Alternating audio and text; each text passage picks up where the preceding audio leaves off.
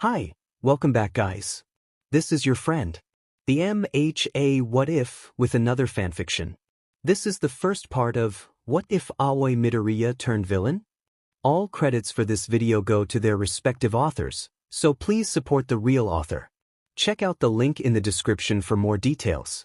Please give this video a like and subscribe to the channel if you want more videos like this.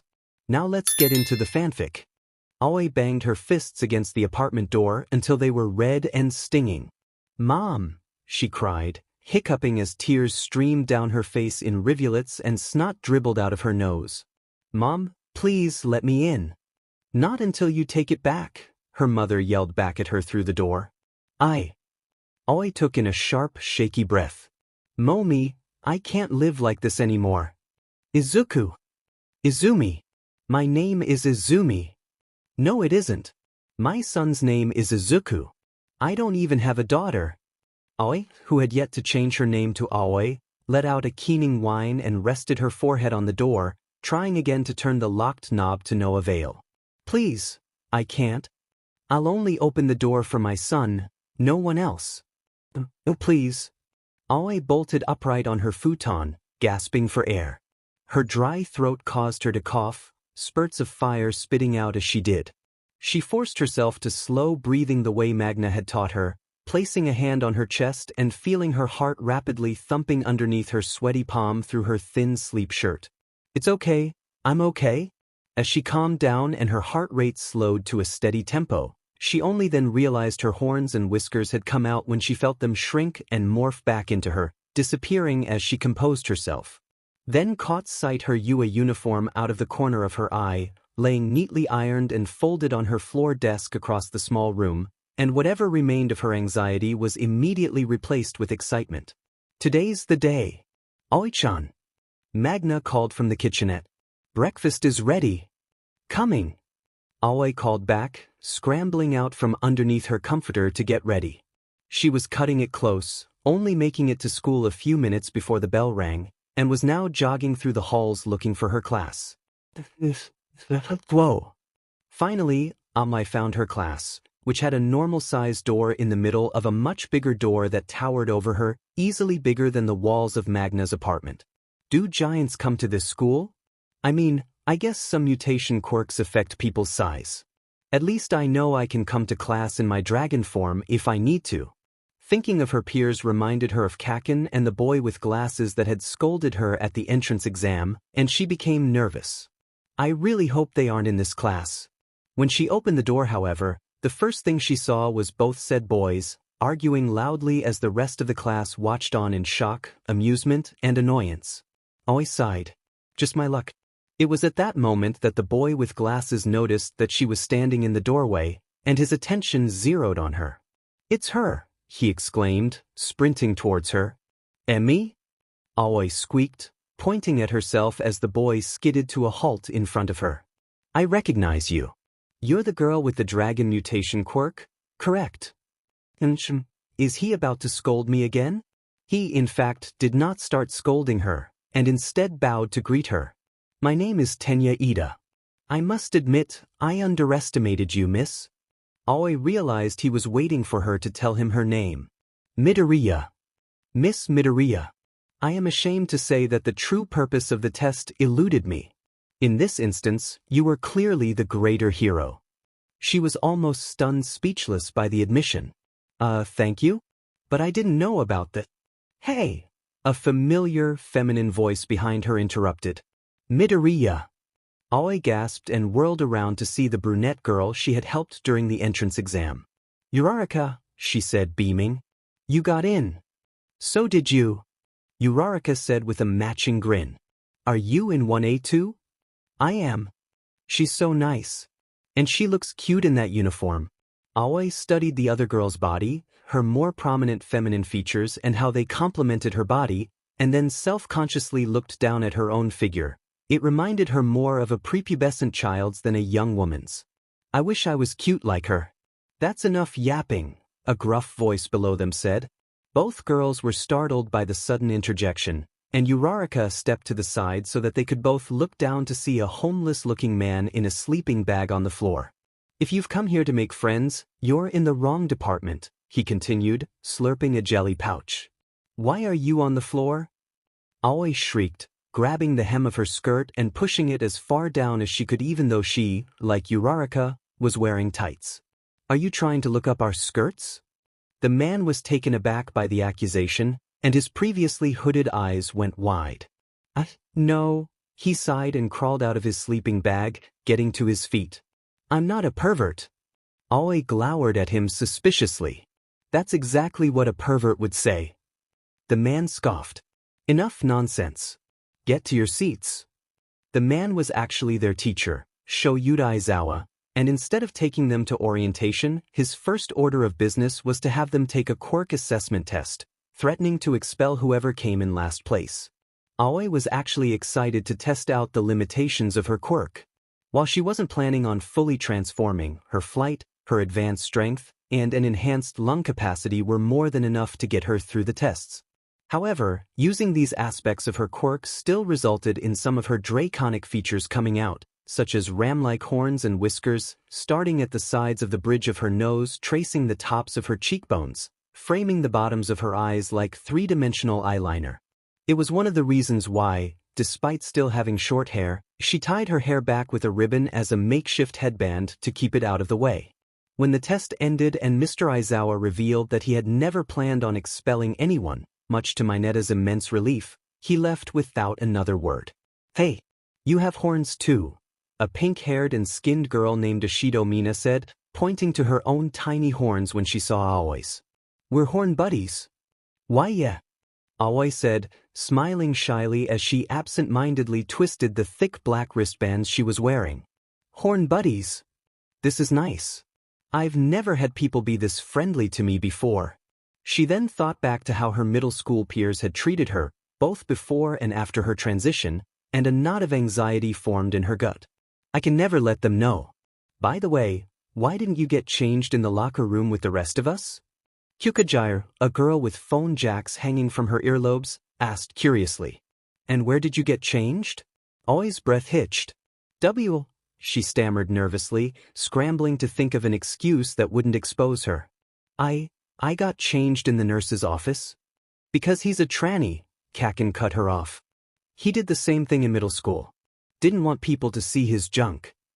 Aoi's heart plummeted. Aoi squeezed her eyes shut and turned away from her classmates, bracing for the insults and slurs. Dude, a red-haired boy, Ijiro Kirishima, snapped. Not cool. Seriously? Jairu sneered. Come on.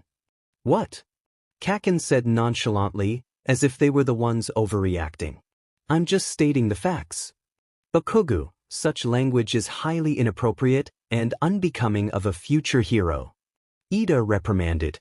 Aoi's eyes snapped open, and she stared at her classmates in disbelief, surprised to find that they weren't berating her, but Kaken. They're defending me? Come on, Uraraka said, grabbing Aoi by the arm and tugging her towards the school building. Let's go get changed. I'll still get changed in the nurse's bathroom so that you girls aren't uncomfortable, Aoi rushed to reassure the other girls. Who cares? Jairu said. You're a girl, plain and simple. You can get changed with us if you want. I mean, unless you're uncomfortable. Aoi gaped like a fish out of water, struggling to think of anything to respond with. She had never been in a situation like this, having peers her own age just casually accept her. I think it'll take me a while to work up to that. Maybe one day, but not yet. She bowed at the waist to them all. Thank you though. It means a lot that you guys would be okay with me. Jairu studied her, her expression unreadable. Don't mention it.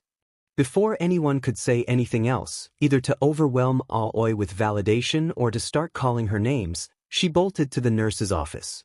After school, Aoi was stopped on her way out the gate by Uraraka and Ida.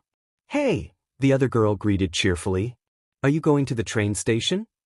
Yes, Aoi said, confused as to why she was asking. Great.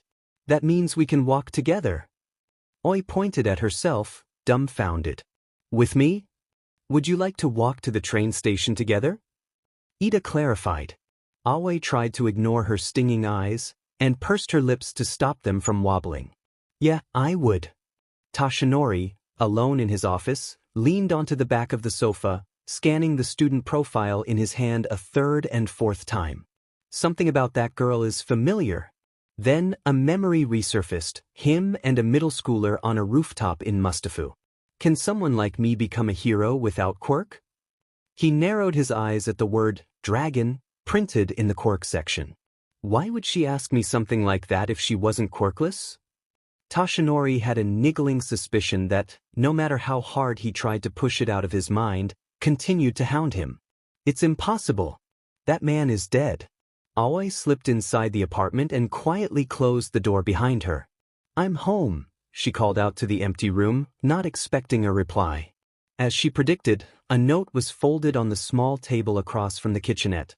Aoi slipped off her shoes and padded over to read what was written on it. Working late, feel free to make yourself dinner. Big sis. Aoi folded the note again and set it back down. I know she's strong and can defend herself, but I just can't help but be worried. Especially considering her line of work. Kaken, after dragging Aoi by the collar of her uniform to the back of the school, slammed her against the wall of the building. You shitty Deku, he spat in annoyance. Your old woman's been worried sick, and now my hag is bugging me about where the hell you are. I'm fine, Kaken, Aoi murmured, staring at the ground and refusing to meet his gaze. You guys don't have to worry about me. I'm not fucking worried. And you can't just say that your mom shouldn't be when she doesn't know where the hell you've been. Aoi grabbed Kaken by the forearm and pushed him away, forcing him to stumble back and away from her. I'm fine. Kaken, despite being startled by her newfound strength, quickly recovered and glared at her. You're being fucking selfish, Deku. Just quit cross-dressing and go home. Reminded of the unpleasant memory, Aoi marched into the kitchenette and angrily yanked a knife out of the knife block to start making dinner for her and Magna. The next day, Class 1A had their first heroics class, taught by All Might himself. It was an odd experience for Aoi. The two of them had shared a knowing look that she found difficult to decipher what was going on in the man's head. After their encounter a year earlier, seeing him in his weakened state, discovering his injury, learning about his time limit, and having her crush her dreams on that rooftop, her view of the man had been forever altered. She still admired what he did, even more so due to the fact that he was far weaker than she thought he was, but he no longer stood on the pedestal in her mind she had placed him on. He was too human. They said nothing, though, and all he did before he left was announce that their first class would be a battle trial. Are you sure you don't want to change with us? Azui riveted to Aoi as the class took their hero costumes and left for the changing rooms. I don't mean to pressure you, but I don't want you to think you have to seclude yourself for our sake. It's fine. Aoi reassured her, not wanting to spend any more time than necessary on the subject. Thank you, Azui-san, but Kaken was kinda right. I'm not that comfortable being seen without clothes. That's fine. And call me Tsu. Alright. Sorry. Don't apologize. Okay. Aoi's costume was a black skin-tight bodysuit with green accents that was similar to what superheroes in pre-quirk comic books used to wear, along with a matching muzzle hanging around her neck with filter to prevent her inhaling smoke and a vent that could open to allow her to breathe fire through it. Despite the fact that she had meticulously designed the outfit herself, she was still embarrassed by how revealing she thought it looked, even though almost none of her skin was showing. This is a lot more form-fitting than I thought it'd be. Are you finished, dearie? She heard Recovery Girl ask through the door. Aoi sheepishly stepped out to show the older woman. Look at you. Very stylish. Why you think? Aoi asked nervously, hugging herself as though she were naked and trying to hide herself. I do. In fact, it reminds me of one of my earlier costumes back when I was first starting out as a hero. Aoi's interest was immediately piqued, her discomfort momentarily forgotten. Really? Recovery Girl opened one of her desk's drawers and began rummaging through it. I should still have a photo somewhere in here. Aha. She pulled out an old photograph and handed it to Aoi. Here it is. It was a picture of a young woman, only a little older and taller than Aoi, in a skin-tight pink and white hero costume similar to her own with a nurse's cross printed on the chest. Whoa! Aoi breathed in. You looked incredible when you were younger, miss. Yes, I used to, didn't I? Recovery girl teased, poking her in the rib. Cheeky girl. Aoi spluttered in embarrassment. No, you still look good. I didn't mean to imply anything offensive, I promise. Recovery girl chuckled. I'm just teasing you, dearie. Now go join the rest of your class so you can show off your new costume. The rest of Aoi's class and All Might were already in the faux city when she arrived, all decked out in their new costumes, and some of the girls' outfits, especially Hagakure's and Yairzu's, which probably violated several public indecency laws, made her feel a little less self-conscious of her own. Midori-chan, Uraraka said, pushing her way through the crowd and making a beeline for her. Wow, look at you. Your costume looks great. Thanks, Aoi said, removing her mask so that it wouldn't alter her voice, and gasped when she saw the other girl's own astronaut-inspired costume. Yours looks good too. Yeah, but it's a little tighter than I was expecting. Uraraka sheepishly rubbed the back of her neck.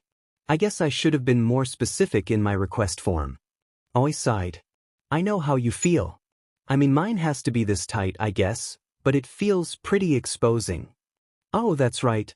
You won't have to, to use your quirk and stuff, will you? I shouldn't have to.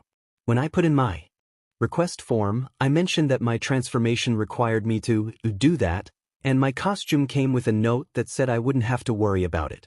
I gave them the measurements for both my neutral form and my dragon form just to be safe, so I'm guessing it's probably something similar to Ryukyu's outfit. Hey, you and Ryukyu have pretty similar quirks, don't you? Is she your favorite hero? Oh man, I couldn't just choose one. Hey Midoriya, Mineta said, approaching the two girls. I have a question.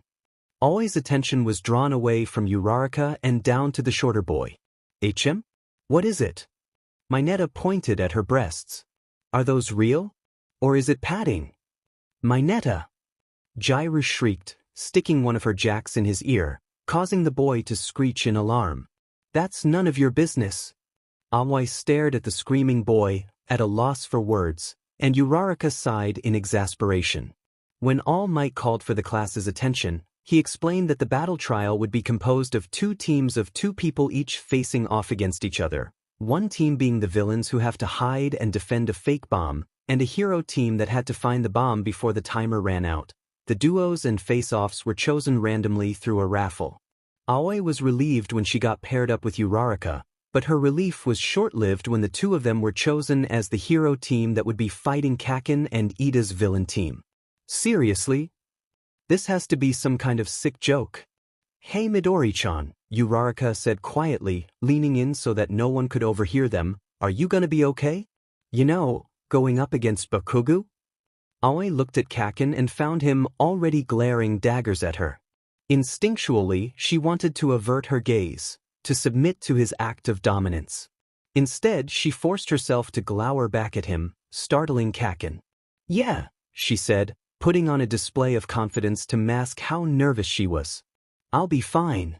The plan was simple. Aoi would distract Kaken while Uraraka went after the bomb and dealt with Ida. Easier said than done, all things considered. Standing up to her childhood frenemy was more than enough to piss him off, but to then dodge his attack and shoulder throw him as though he weighed nothing was like throwing gasoline over a forest fire. She knew better than anyone that the one thing he hated more than anything was to be denied what he wanted. After years of knowing him, though, it sometimes felt impossible to do anything that didn't anger him. Early on, Aoi had taught herself not to fight back against Kaken.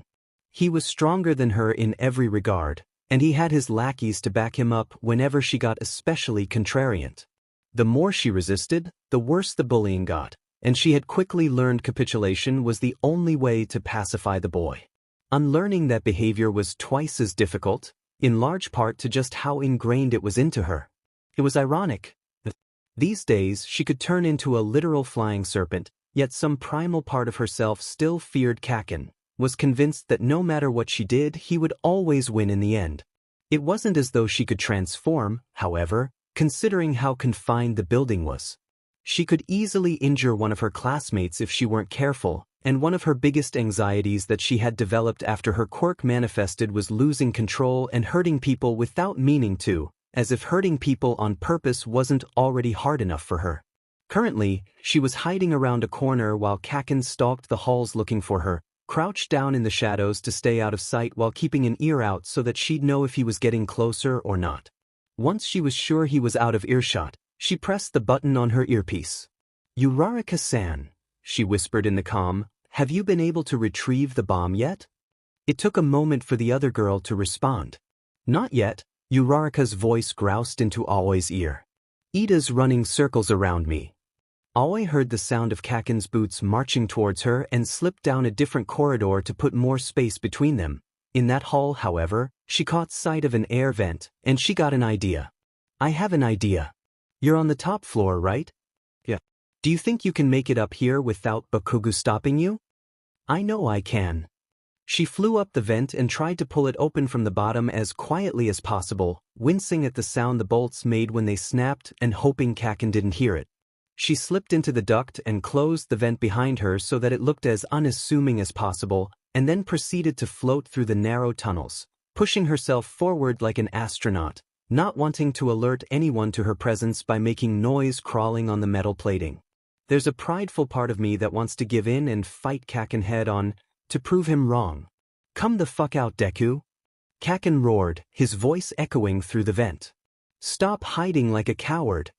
Aoi scowled and pushed herself up a vertical shaft. But another part of me wants to deny him the satisfaction. Magna would sometimes take her to Dagoba Beach to teach her self-defense, using the trash that had washed up on the beach as makeshift weapons. The element of surprise is crucial if you want to win a fight, she remembered Magna telling her one time, suddenly sweeping Aoi's feet out from under her with a pipe when she wasn't expecting it and eliciting a squeak of surprise from the younger girl. After all, you won't have to fight at all if your opponent can't defend themselves. "Hero team wins." All Might's voice boomed throughout the building. "What?" Ida exclaimed, whirling around to see Aoi crouching behind him with her hand on the bomb.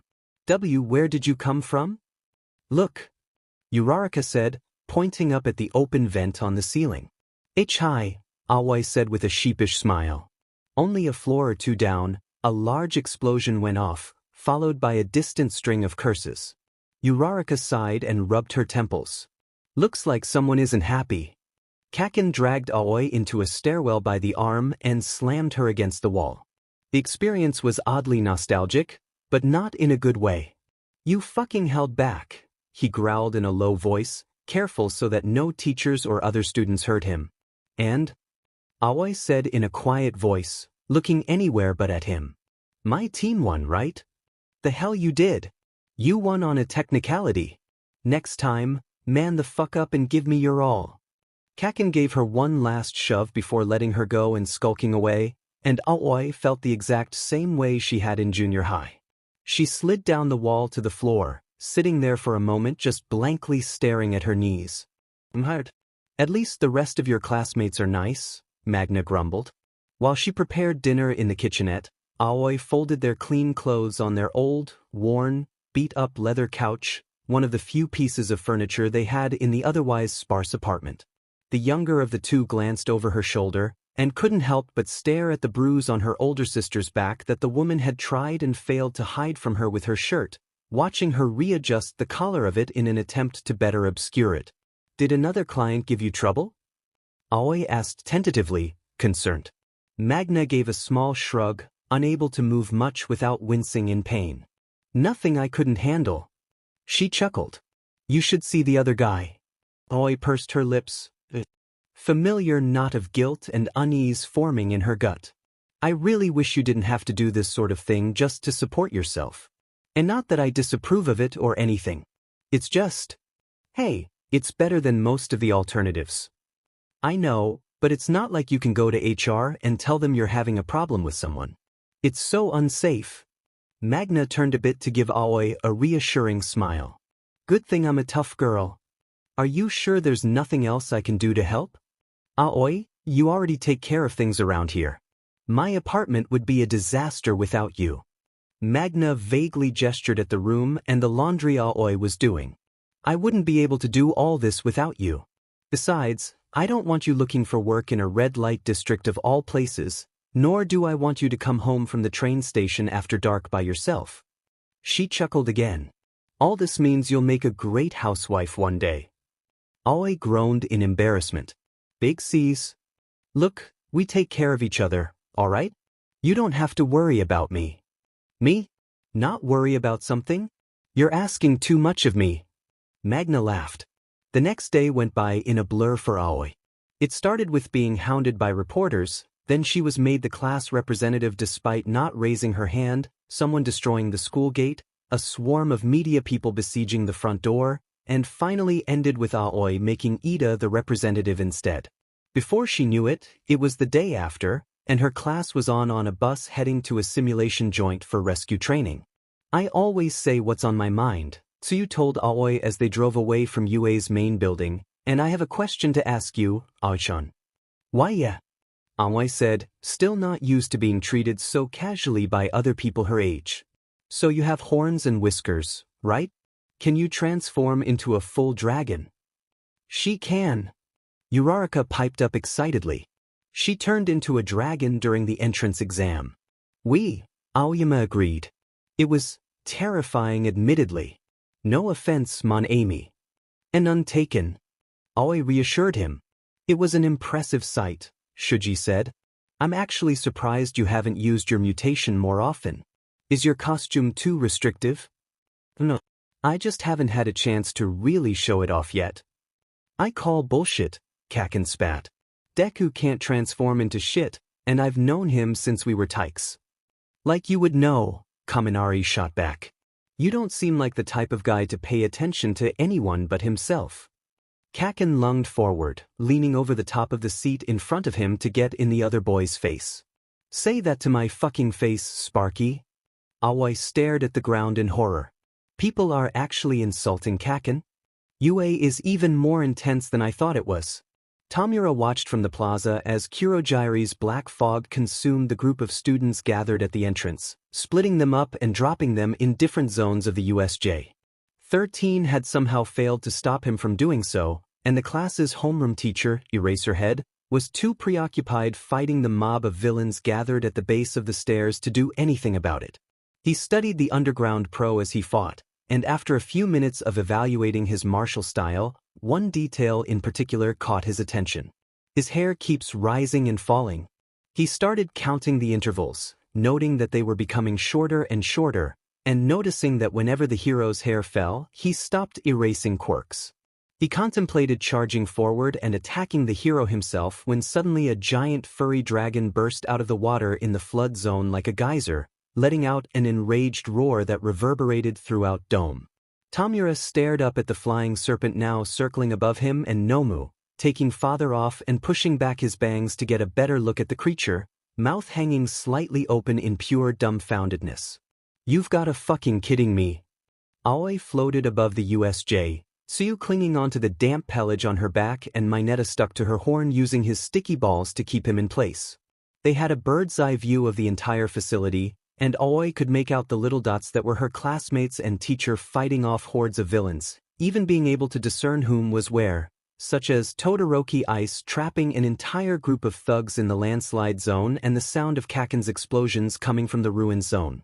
Thanks for the rescue, Tsuyu said, surprisingly calm. What the hell is going on? Mineta squealed, on the verge of tears. You can actually turn into a dragon? Sorry for scaring you, Aoi said, her voice a low, loud, growling rumble that sent vibrations up her classmates' spines. Right now, though, we need to focus. You're right, Tsuyu agreed, surveying the area below. What do we do? That's a lot of villains.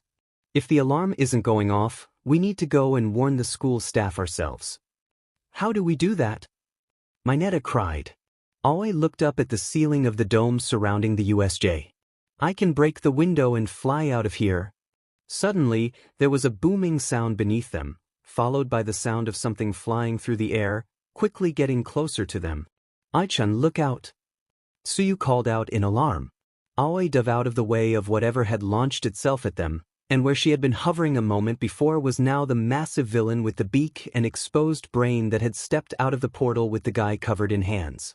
It tried reaching for her, but was unable to maneuver while airborne, and was soon falling back to the ground with a cacophonous thud. What the hell is that thing? Mineta shrieked in horror. How did it jump that high? Aoi exclaimed, letting out a panicked draconic warble. It's coming back! Tsuyu warned. The villain made another attempt to grab Aoi, leaping back into the air. Aoi again flew away from it before it could seize her, watching it make more aimless grasping motions at her before once again plummeting back down. Tamura sighed in annoyance when Nomu crashed back into the plaza the second time. Well, that didn't work, he grumbled before raising his voice to order the Nomu. Enough. The Nomu went still, and Tamura hummed in annoyance. Where's Kurogyri when you actually need him? As if summoned, Kurogyri materialized next to him in a cloud of inky mist. Tamura Shigaraki, he greeted. Kurogyri, Tamura said. Is 13 dead? The rescue hero is out of commission, but there were students I was unable to disperse, and one of them managed to escape the facility. What? Tamura growled, and the itch just underneath his skin, that damn itch, started to mount in intensity as he became more and more upset. He reached up to start scratching at his neck. Kurogyri, you idiot! If you weren't our warp gate, I'd shred you to molecules. He stopped himself, his anger waning when he realized this meant that whatever brat had escaped was now on their way to get reinforcements. There's no way we can win if dozens of pros show up to stop us. It's game over now. Back to the title screen. He brought his hands down, letting them go limp at his sides like puppets that had had their strings cut. And I was looking forward to finishing this today. He sighed, but his attention then returned to the dragons still flying above them, and an idea came to him. Maybe you're still good for something though, he pointed at the W. Kurogyri, bring me that dragon kid. He grinned underneath father. Let's take out some pesky heralings before we leave, and wound the symbol of peace's pride. It seems like it isn't gonna try and jump at us again, Tsuyu said, peering down at the hulking villain. We need to get out of here, Aoi said, getting ready to break the dome. Guys, hold on. She was cut off when the same black fog that had initially split up their class consumed the three of them yet again. Not again! Mineta shrieked. Aoi could feel the change in location in ambient air, similarly to how she had when she was dropped in the flood zone. When the mist cleared, they were in the plaza, seeing Mr. Aizawa still fighting the mob of villains blocking the exit.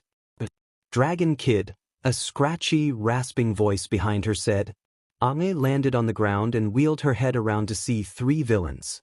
The one covered in severed hands, the one with the black mist portal quirk, and the behemoth with the beak that had tried to grab her. There you are, the hand villain said. You always look like that? You sure didn't look that way when you first came in here. Pretty sure I would have noticed you. Who are you? Aoi demanded, suppressing a low growl in the back of her throat. Tamura Shigaraki. The villain gestured to the fogman. This is Kurogyri, then the Goliath. And this is Nomu. He then motioned vaguely at her. Now it's your turn. Who are you? Why do you care? Midoriya, stop taunting him. Mineta exclaimed. Mineta! Tsuyu snapped. Midoriya, huh? Shigaraki said. Well, that explains the green aesthetic. You said you were here to kill All Might, Aoi said, trying to ignore the gnawing anxiety she felt now that the villain knew her name. Are we your hostages now? Actually, that's a good idea. Shigaraki nodded. That'd give us some leverage. Maybe we can still kill the symbol of peace after all. He snapped his fingers. Congratulations. You're officially hostages. Don't give him ideas like that. Mineta squealed. Mineta, I will use you as a human projectile. Tsuyu hissed with uncharacteristic rage. The conversation, if one could call it that, was then abruptly interrupted by a capture scarf shooting out and binding Shigaraki. I don't think so, Aizawa yelled, having appeared at his student's side, his hair rising as he erased the three villains' quirks. Tamura Shigaraki! Kurogyri exclaimed in alarm. Mr. Aizawa! The trio of teenagers cried in relief. "Get the hell out of here!" Eraserhead ordered the three of them, yanking Tamura toward him. His arms were constricted, but Tamura was able to twist one of his free wrists and grab a section of the capture weapon. The pro got ready to elbow him in the gut, but once he was at arm's length, Eraserhead's hair fell. Tamura grinned underneath father as the scarf's material disintegrated in his hand, allowing him to free himself and stop the blow, catching the hero's elbow with all 5 fingers. "Not so fast," he taunted, feeling the fabric of Eraserhead's sleeve decay before his fingertips touched skin. "They just got here. It'd be rude of them to leave so suddenly, wouldn't it?" He could see the hero wince in pain when the first 2 layers of skin started to crumble and chip away. "Besides, you're running on fumes, Eraserhead." Eraserhead released Tamura and kicked him away, leaping back to put as much distance between the two of them as he could, his bleeding arm now hanging uselessly at his side. "Mr. Aizawa," the Mineta kid screamed when he saw the hero's injury. Tamura chuckled. "Your quirk isn't suited for drawn-out fights. Those goggles might hide your eyes, but I've figured out your tell. It was hard to figure out because you were jumping all over the place, but your hair floats when you use your quirk. That means that when your hair falls back down, you've stopped using it. After all, even you need to blink, don't you?" There was a flash of green light, and when Tamura looked back at the students, the dragon was gone. Instead, there was a short green-haired girl. She was holding Mineta in her arms, and the frog girl was piggybacking her. "Midoriya, what are you doing?" Mineta screeched, shaking the girl by the shoulders. "Enough," Midoriya said, trying to sound cool and collected, but Tamura could hear the nervous waver in her voice. "We'll play hostage, all right? Just leave our teachers alone." "Seriously?" Tamura said, baffled. "This is what you actually look like? A twerp?" "Midoriya!" Eraserhead roared. "What do you think you're doing?" "He doesn't care about the rest of us," Midoriya told her teacher, but kept her focus solely on Tamura. "Even if he wants us dead, we're not his main objective." She glanced at Eraserhead, and her gaze softened. "He's right, mister.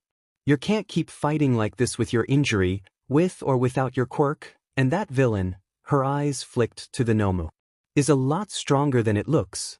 If we want to make it out of this alive, we have to go along with his demands until help arrives." "Quite the negotiator, aren't you?" Tamura teased, amused by the girl's faux confidence. "I don't know if this is a good idea," the frog girl said. "We don't have a choice," Midoriya lamented. "Miss Midoriya is correct," Kurojairi piped up in agreement. "I suggest you comply like your friend, young lady." "Midoriya," Eraserhead began, aggravated. "There's nothing we can do, mister," Midoriya interrupted.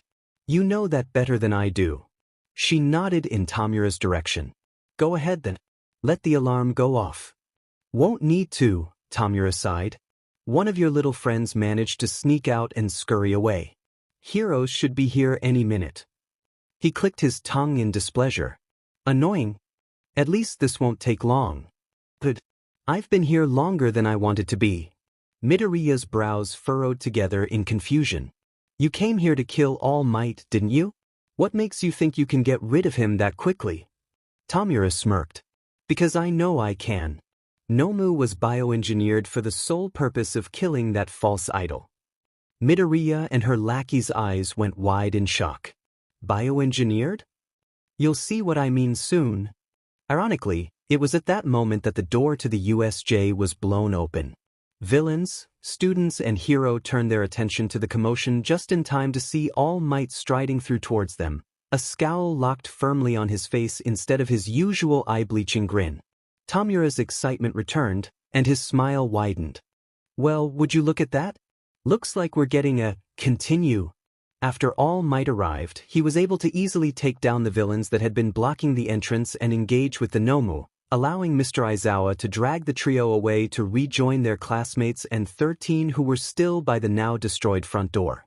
"You're lucky I'm not expelling you for that stunt you pulled," Aizawa muttered angrily as they stepped over the groaning, unconscious villains in their path. "What were you thinking?"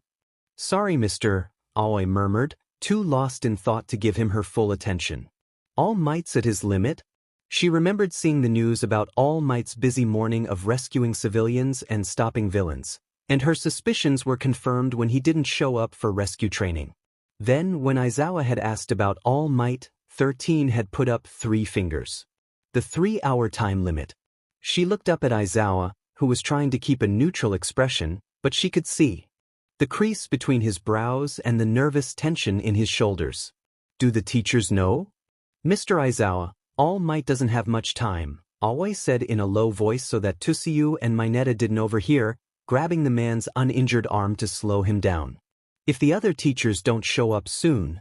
What do you mean, doesn't have much time? Aizawa asked, eyeing her skeptically. Aoi stared back at him knowingly. He told me. Aizawa's eyes went wide with realization, but before he could react, there was an explosion behind them, followed by Kaken screaming. All 4 of them pivoted around to see said boy, Kirishima, and Todoroki rushing to All Might's rescue. Aoi had never seen Aizawa look angrier. Those idiots. In the end, it had all been for nothing. Now there was a gaping hole in the dome of the USJ made by Nomu, and All Might, despite having almost been cut in half by Kurogiri's warp and being critically injured by the bioengineered behemoth, was still standing. What the fuck? Tamura muttered, scratching at his throat with renewed agitation as the itch returned in full force. What is this shit? He isn't weaker at all. Tamura Shigaraki, please do not fret, Kurogiri reassured him, still staring unblinkingly, if he ever blinked, at All Might. Look at him. He has been weakened. Noma's attacks were successful. We can still destroy the symbol of peace. Tamura stopped scratching and studied the symbol of peace. Upon closer inspection, he looked to be in rougher condition than he initially thought, regardless of the posturing he had done trying to goad them, and steam from rising from his body as if he was overheating. Yeah, you're right. I mean, the big end boss is right here. With renewed resolve, he charged at All Might. Consider this revenge for what you did to Nomo. From his side, however, he could have sworn he heard Eraserhead yell, Midoriya, no. Then, he was getting tackled to the ground by said green-haired girl, who had now sprouted the same horns and whiskers she had in her dragon form. They were sent rolling, Midoriya's iron grip on his arms holding him in place until he kicked her in the gut, knocking the wind out of her and forcing her to let go. She went sliding across the dirt floor, putting a few meters between the 2 of them. Tamura Shigaraki. Kurogiri exclaimed. You just don't know when to give up, do you? Tamura taunted, pushing himself up and back onto his feet. I could say the same thing about you, Midoriya shot back, also standing. What?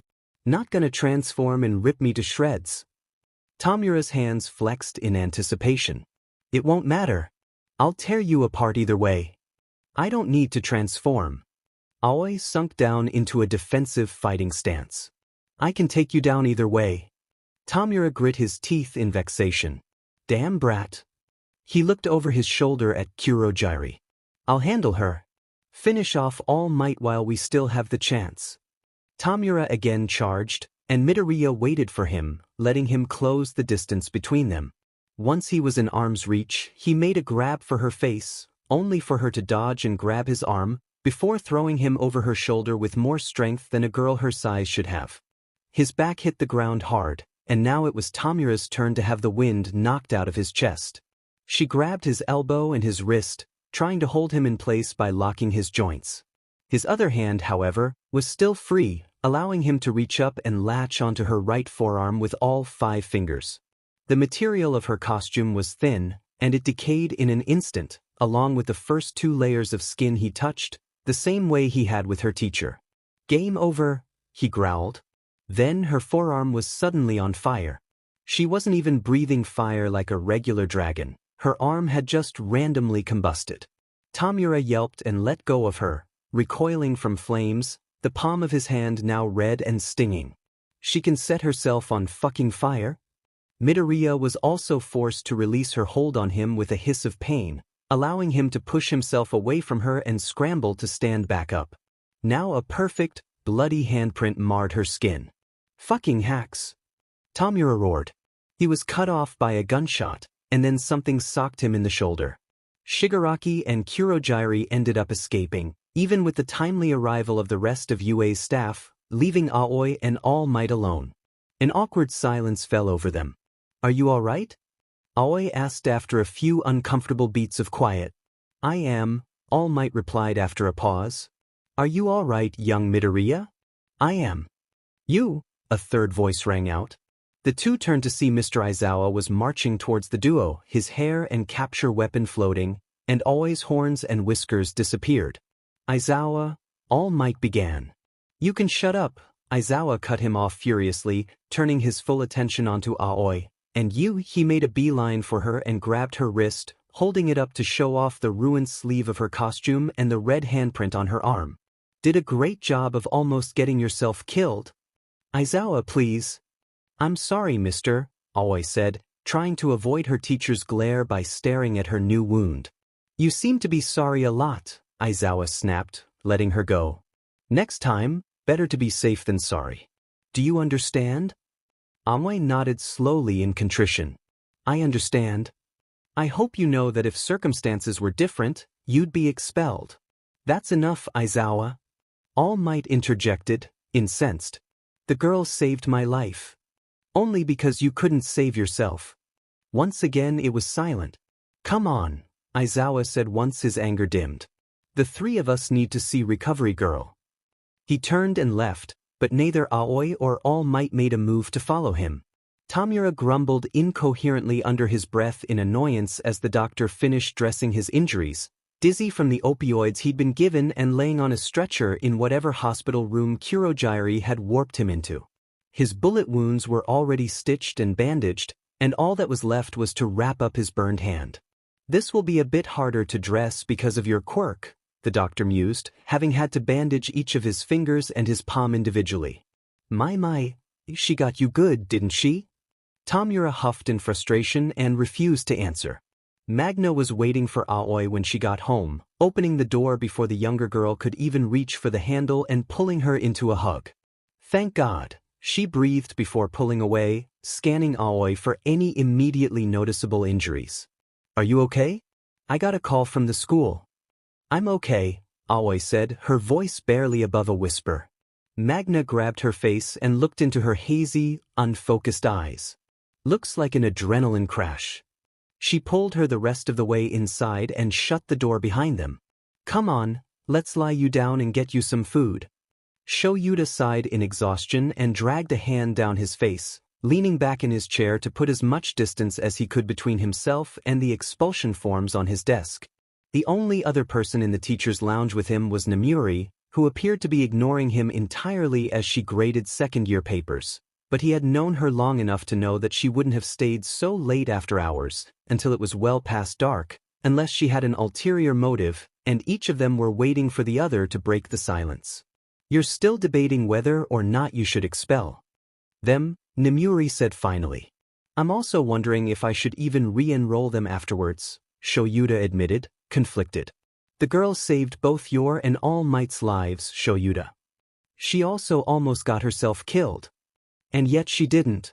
She could have, and that's not even mentioning what the other three did. They also saved All Might. I read the report. Had they not intervened, he would have been severed in half." Shoyuta glared at the other pro. "You're not gonna make this easy for me, are you?" Namuri smirked, but didn't look up from her papers. "When have I ever? They're all my responsibility. If any of them had died." "If, Shoyuta, dwelling on hypotheticals is irrational."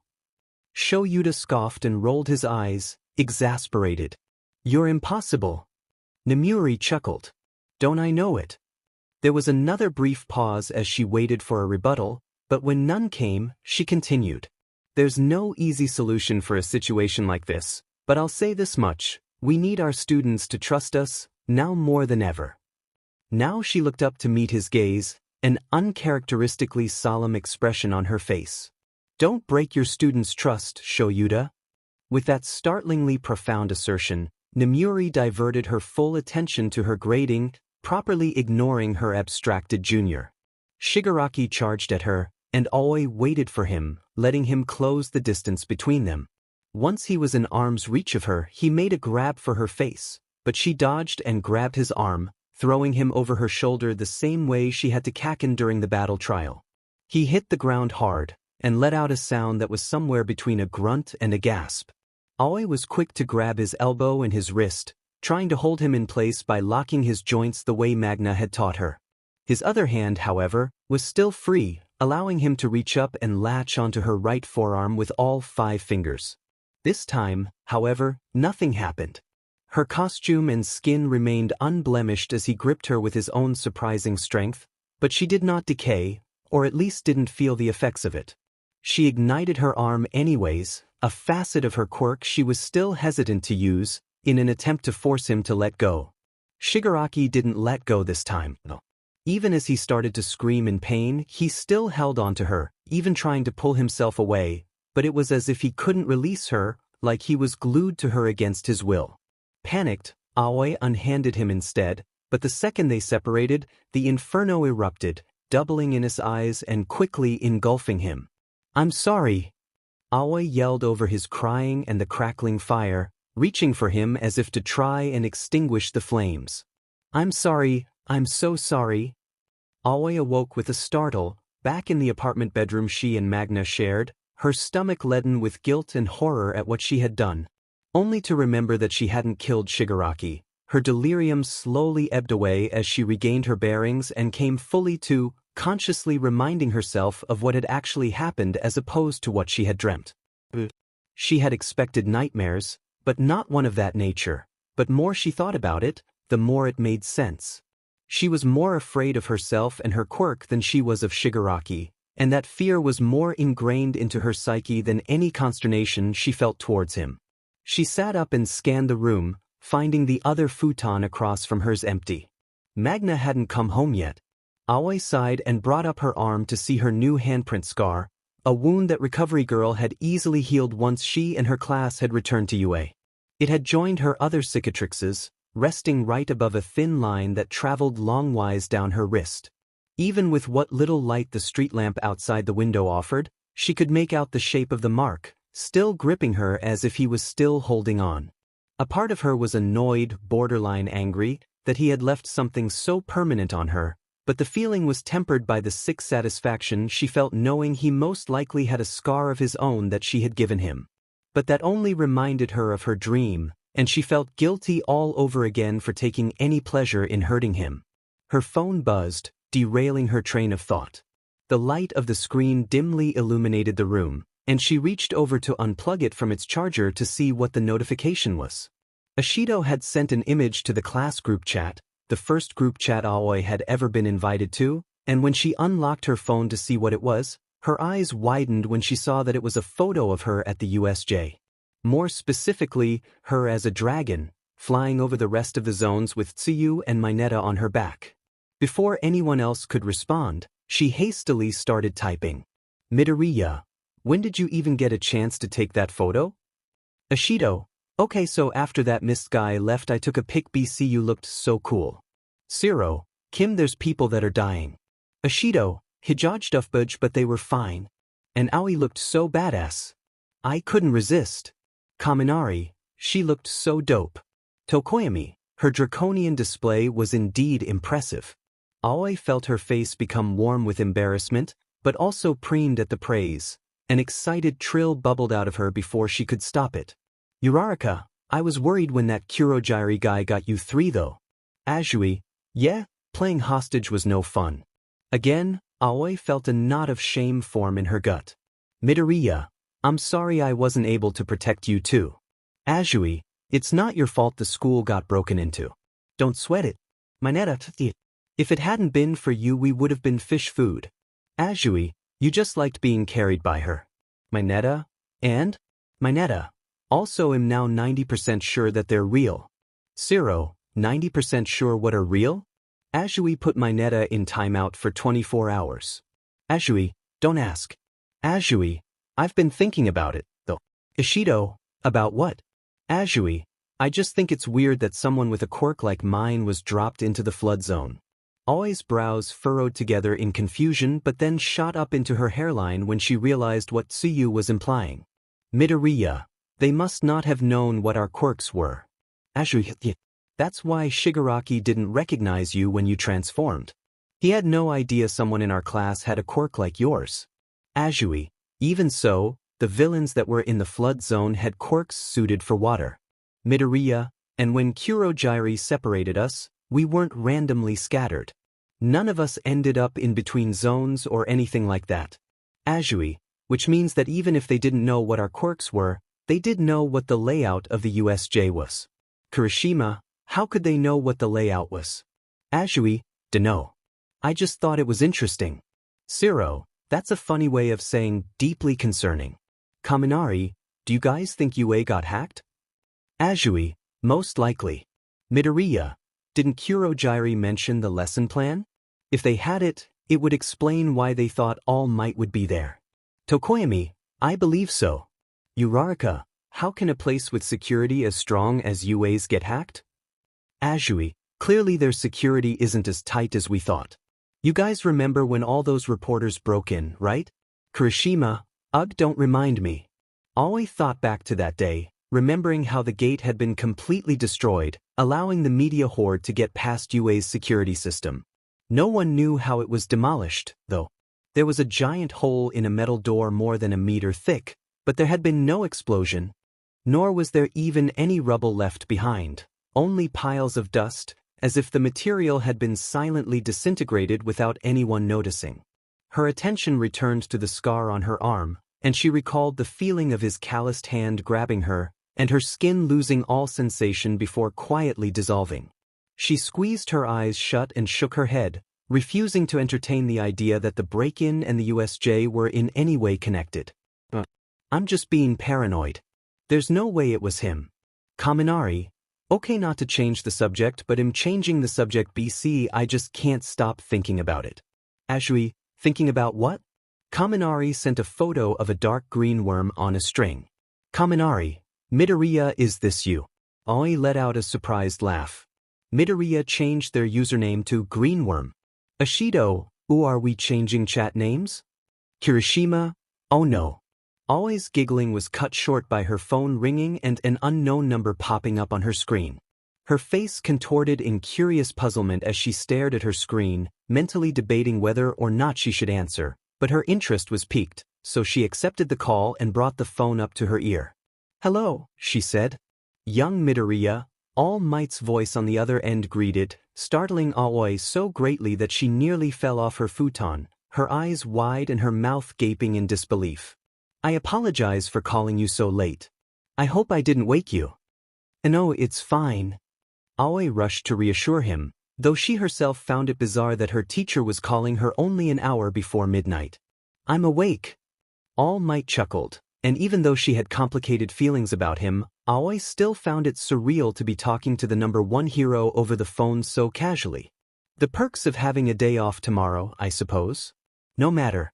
I know this is sudden, and I hope you forgive me for such informality, but I have a question for you, on that I've been putting off asking for a while now.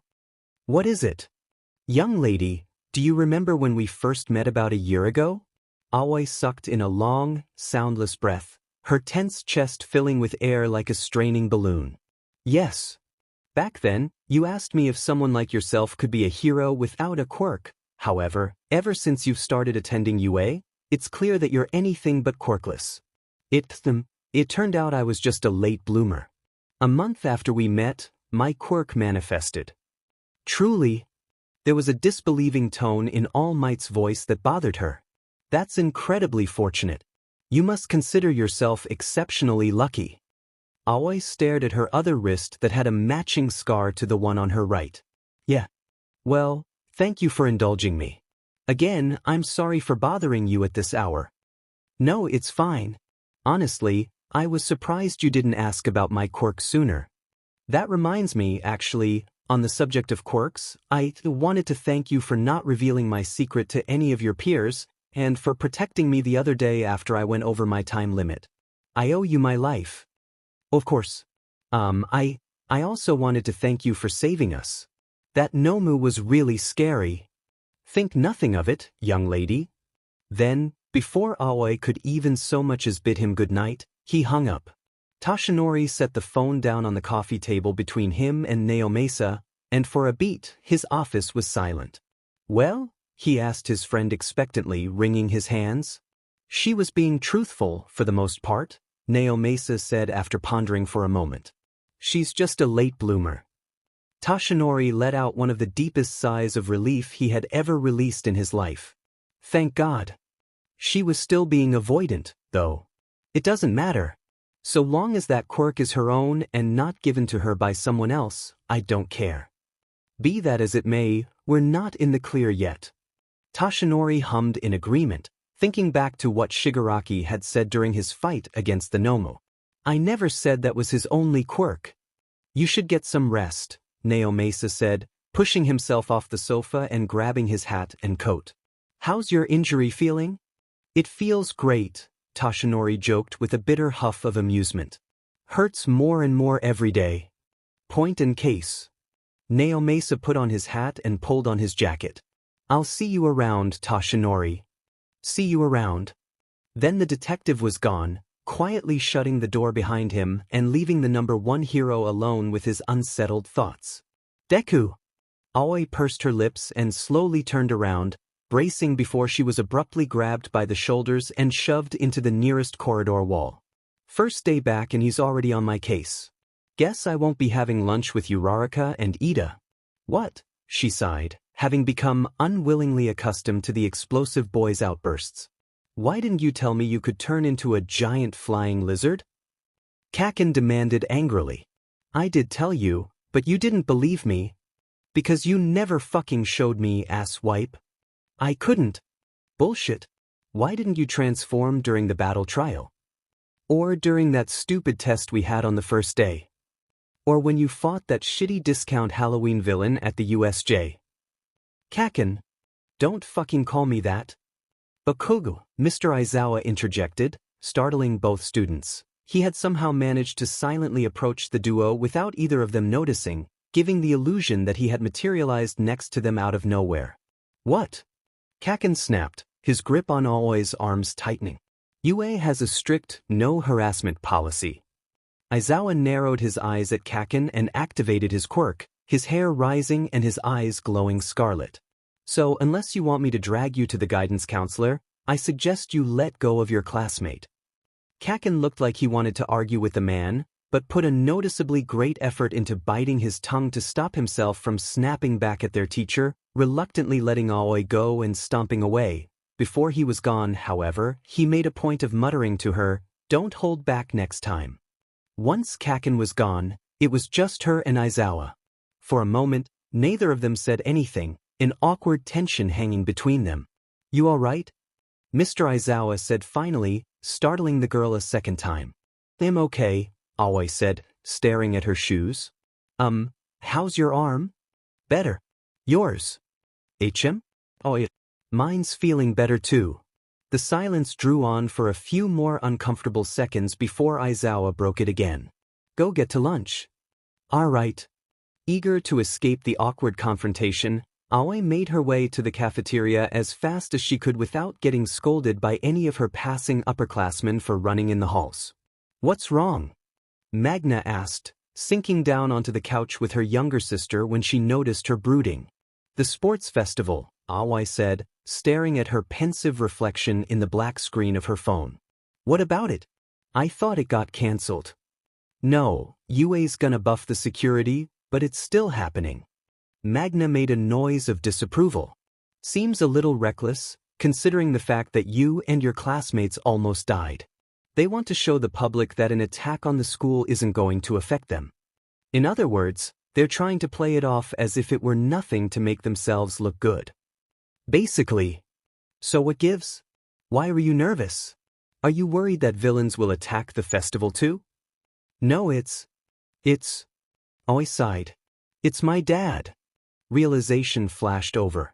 Magna's features. He's gonna be watching? Yeah, Aoi gave a strained smile. We always watch it together over video chat. It's one of the few things we're able to do together while he's in America. And you still haven't come out to him. I keep meaning to, but he doesn't know that Mom kicked me out, and if I came out to him, he'd ask Mom about it, and then I don't know what would happen. I'll tell you what, all hell would break loose. Magna also sighed. Yeah, I dunno what to tell you, to be honest. Do you want to just opt out of the festival altogether? I've thought about it, but this is a really big deal. The entire point of the sports festival is for us to make a good impression to the general public. Hero agencies across Japan are going to be watching this, as well as millions of civilians who are getting a glimpse at the next generations of pros. For future heroes, this entire event is a pivotal moment that could determine how successful we become. Magna rubbed Aoi's back reassuringly when she noticed the other girl was starting to hyperventilate. Don't make yourself sick. Aoi, who hadn't consciously been aware of just how fast her anxiety had spiked, nodded and forced herself to take deeper, longer breaths. I dunno if it'll make you feel any better, but I will point out that there are plenty of high-ranking pros who didn't go to UA and never participated in a televised sports festival. It's important, but I wouldn't say it's necessary. That being said, as a hero, you're going to be in the public eye whether you want to be or not, Aoi. Even your underground hero teacher has to entertain the media from time to time. Unless you decide to go back into the closet, your dad's gonna find out one way or another. I know that. I'm just not ready yet. I get that, and I will never pressure you into doing something you don't want to do, especially in a situation like this, but I also don't want you to self-sabotage because you're worried about how people will react. That actually brings me to my other problem. Magna snorted. Another one? Aoi huffed in amusement in spite of herself. You know me, go big or go home. She frowned. It's Kaken.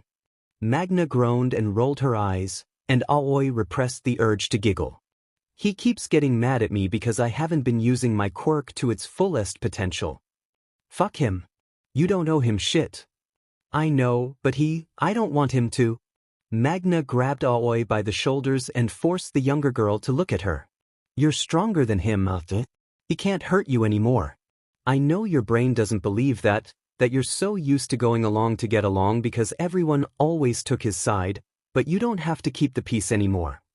Then she glowered and let go.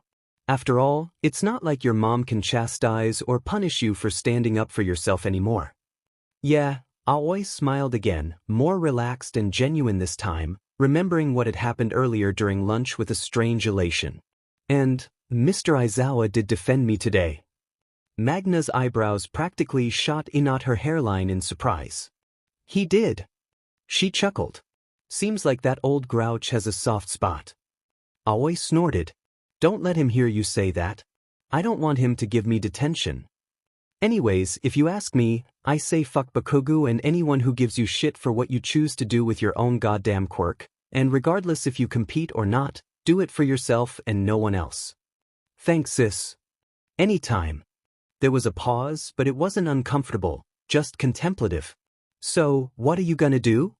Aoi's father looked almost nothing like her save for a handful of shared features. She had inherited his curly hair, though his was black, like his eyes, but the coloration had influenced the shade of Aoi's own curls and irises. She had also gotten his freckles, which looked out of place on a tough-looking guy like him who was well over 6 feet tall, but they complemented her round face and soft cheeks nicely.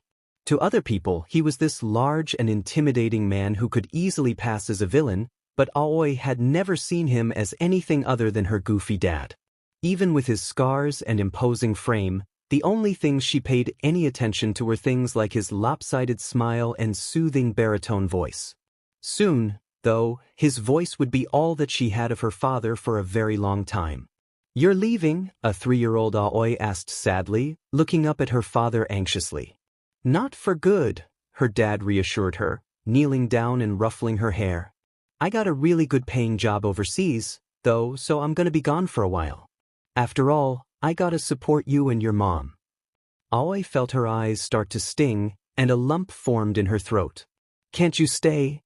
Her dad made a sad, wilting expression, but tried to force himself to smile so as not to worry her. I'm sorry, kid. I'd stay if I could, but... He trailed off, and it looked like there was more that he wanted to say to her, but he didn't. Trust me. This is for the best. But, you'll come back, right? Of course I will. He pulled her into a bear hug, holding her firmly against his chest and carting a hand through her curls to soothe her. "I promise, I'll visit you as much as I can, all right?" Aoi sniffled, inhaling the overwhelmingly smoky scent of him as she did, and clung to his shirt as tightly as she could while resting her cheek right over where his heart was, listening to it beat underneath her ear. "Okay." Aoi wasn't sure if she was being subtly influenced by Magna, but regardless of if she was or not, she was beginning to share her older sister's feelings about the sports festival this year the closer she got to it. After the USJ, it felt insensitive to act like nothing happened, even if her classmates seemed to take it in stride, save Mineta. However, because UA hadn't cancelled the sports festival, that meant that no one was taking the attack on the USJ seriously. Most people assumed that, because UA was being so blasé about the entire thing, it wasn't a big deal, and though Aoi hated to admit it, she understood the logic behind the assumption. Something she had noticed over the years was that how civilians react to a villain is entirely influenced by the hero fighting them. If a villain manages to injure a pro, they're seen as a threat regardless of how popular or competent said pro is, but if they got taken down without any complications, they come across as nothing more than a harmless idiot. Despite the fact that an entire horde of criminals had broken into one of the most prestigious schools in Japan, all but 2 had been arrested, and the duo in question managed to escape before the rest of the teachers even arrived. There was also no televised broadcast of the League of Villains attack, and any information that was released to the public was both vague and incomplete. To the rest of the world, the attack was nothing more than an unsuccessful stunt pulled by an incompetent flash mob of wannabe criminals. Technically, that wasn't entirely inaccurate. If the League of Villains had actually been a skilled criminal organization, all of Class 1A would be dead or worse. Yet even though they weren't, Aoi still felt dismissed. A part of her wondered if things would be different if someone had died, but she was ultimately glad that no one had, and was instead angered by the fact that people would most likely only care if something irrevocably tragic had happened. She often felt like society had a scale for misfortune, and unless you passed a certain threshold, you weren't allowed to be upset.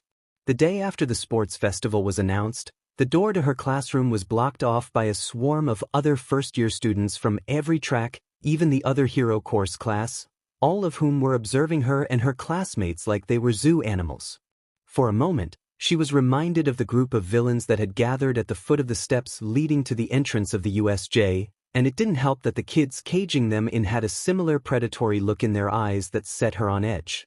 According to Kaken, they were scoping out the competition before the sports festival, each of them eager to prove themselves by taking down the kids who had fought and won against the League of Villains. None of them seemed even remotely sympathetic about what her class had gone through, 2 students even going so far as to call them things like arrogant and egotistical due to the popularity her class had gained after the incident. These kids had no idea what the Nomu was or what it was capable of.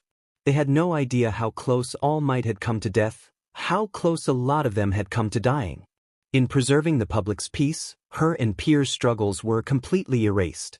Aoi wondered if she was the only one bothered by this, seeing how the rest of her classmates seemed mostly unaffected by it all. Then again, she, All Might, and Mr. Aizawa were the only ones who had earned new scars that day. The purple-haired Gen Ed boy brought up something that bothered Aoi, though, the possibility of being pulled out of the hero course and replaced with someone from one of the other tracks. If she asked to drop out of the festival, there was a chance she could be usurped by another student. Then everything she had done to get to you, everything she had sacrificed, would all be in vain. So, what are you gonna do? New York was 13 hours behind Japan, which meant that Aoi had to wait until it was late in the evening before she could call her father.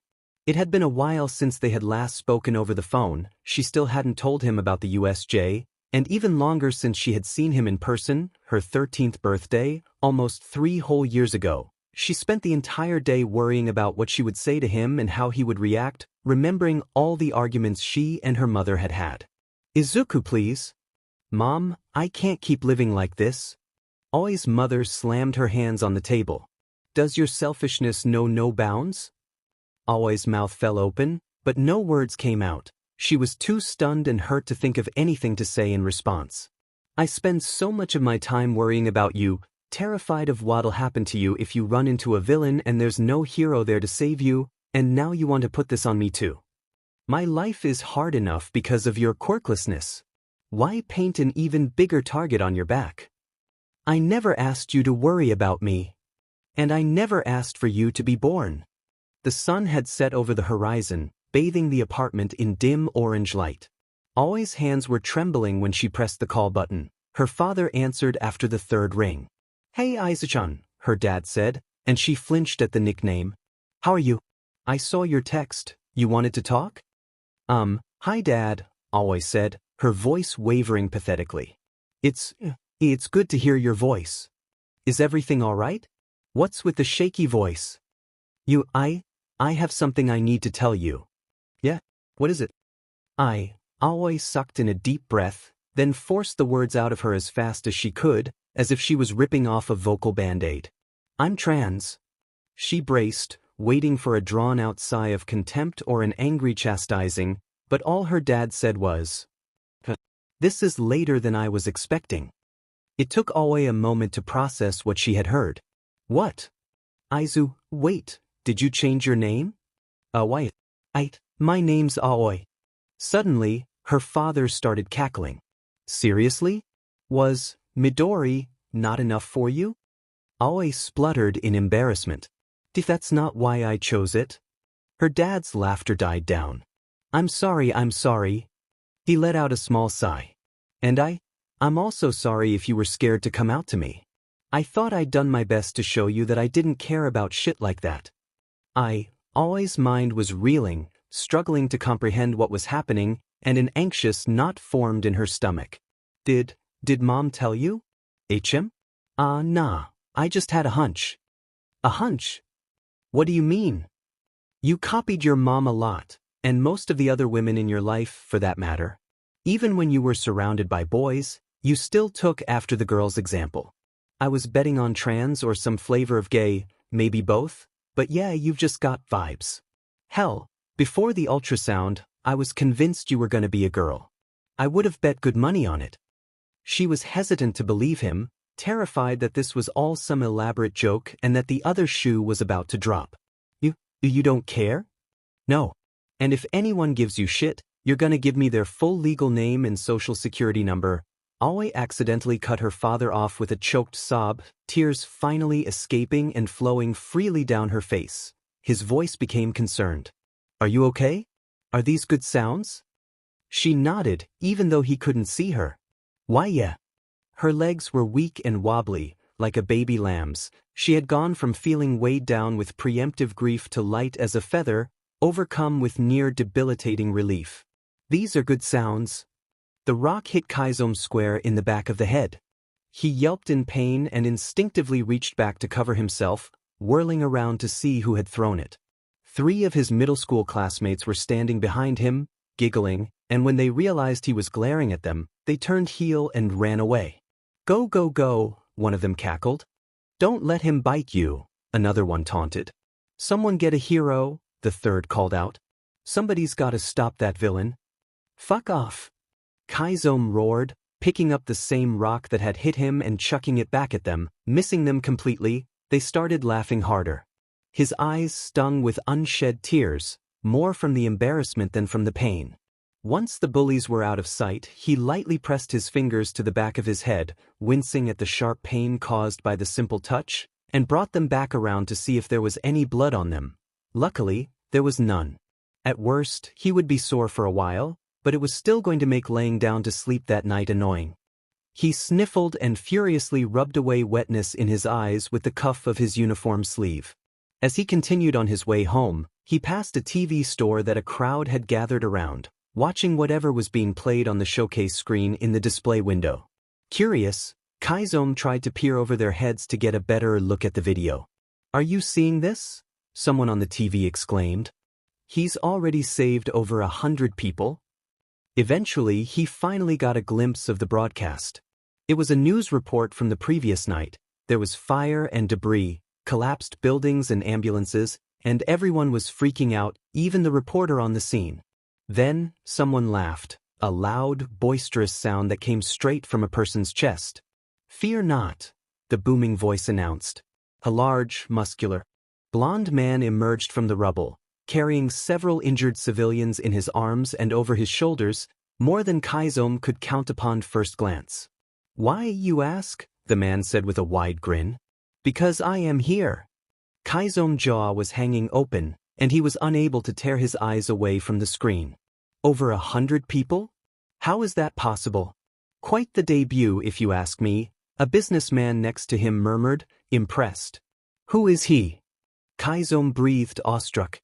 "I heard his hero name is All Might," a woman in front of him replied. Kaizome committed the name to memory. All Might. "Yeah, he just got back from the States," the businessman added. "People have started calling him the symbol of peace." The kids from earlier and the throbbing in Kaizome's head were instantly forgotten and replaced with the image of the beaming hero on the TV. How is he still smiling? Kaizome startled awake and instinctually gripped the hilt of his sword, prepared to strike at anyone who was planning on ambushing him. He was alone, though, as he slowly came to and took in his surroundings. He was certain that no one else was in the abandoned warehouse with him. He sighed and tossed off the dusty tarp he had used as a blanket, gripping the edge of the wooden crate he was leaning against to help pull himself up off the hard cement floor. It wasn't the most dignified place he had slept, but not the worst either. It was dry and moderately temperatured, so to someone broke and on the road like him, that basically made it a 5-star hotel. He had to leave soon though. Ingenium and his team were still looking for him. The stadium was quickly starting to fill, people rushing to pervade the stands before the first year's tournament started, eager to catch a glimpse of the class who fought against a swarm of villains and walked away almost entirely unscathed. In the teacher's reserved seating, Nizu hopped into the empty seat next to Toshinori. "Tell me, All Might," the principal said, surveying the arena below them, "have any of my students caught your attention?" "Some have piqued my interest," Toshinori replied thoughtfully, "but only a handful of them have really stood out to me." "Anyone from the first years?" "Quite a few, actually." "Really? I suppose that makes sense, considering what happened at the USJ. Who, in particular, has caught your eye?" "For starters, the 3 boys who jumped in to save me from the Nomu, Todoroki, Bakugo and Kirishima. If it weren't for them, I would be dead. All 3 of them have what it takes to become the new symbol of peace." "I can see why you would consider them, but last I checked, they weren't the only ones who saved your life that day." "Yes, that brings me to young Midoriya." Toshinori had already considered giving her one for all a year ago, after watching her attack the sludge villain and inspiring him to go past his time limit to save both her and Bakugo. At the time, he had decided against it. He knew she was trans, saw the crossed-out dead name in her notebook, heard the words Bakugo had called her, and come to the conclusion that she couldn't become the symbol of peace, not because he thought that she was incapable, but because he was concerned about how the public would receive her. No matter how strong or inspiring she was, he knew that the public's bias would work against her. She could not be a beacon of hope if the majority of the nation wrote her off simply because of what she was. Even now, after everything he had seen her do, he was still hesitant. A part of him wondered if it would be cruel to put her in his spotlight where she would be subject to the overly harsh judgment of not only Japan, but the entire world. But he reminded himself that it was her choice to make anyway. If she was willing to take on the burden of one for all along with all the added challenges a person like her would face, it was up to her. "Even without one for all, she'll make a fine hero," he said finally, "and if she does become the 9th wielder, she'll be unstoppable. She'd be strong enough to contend with all for one," Nizu pointed out, eyeing Toshinori with an undecipherable expression. "I did the background check you asked me for, by the way. Her father does indeed have a fire-breathing quirk, and draconic mutations are common on his side of the family." "Good to know. So, are these students your most likely contenders?" "As of right now, yes." "Then today should be exceptionally exciting." "Indeed. Depending on how today's events play out, I might end up with a successor." Class 1A was packed into a stadium waiting room, nervously anticipating the moment they would be called out to begin the sports festival. Aoi had planned on wearing her hero costume, had put in a request form the same way Aoyama had for his belt, but was currently dressed in her gym uniform, nervously playing with the hems of the wristbands that were strategically covering her old scars. The new one Shigaraki had given her, however, was on full display, and she glared at it. "Midoriya," a deep voice behind her said. Aoi twisted around to see Todoroki looming over her, his already stoic expression somehow even more dire than usual. Yes," she said, confused as to why he had approached her in the first place. She was fairly certain this was the first time they had ever actually exchanged words. "What is it?" "I think it's safe to say that I'm stronger than you," Todoroki said, completely unprompted. There was a beat of silence, and then their classmates started to laugh. "Seriously? You gotta be kidding me." Shiro cackled. "Stronger than her? She can turn into a dragon, dude." Kaminari said. "I may not be able to transform the way you do, but I still believe that I can beat you," Todoroki continued, unfazed by his classmates guffawing.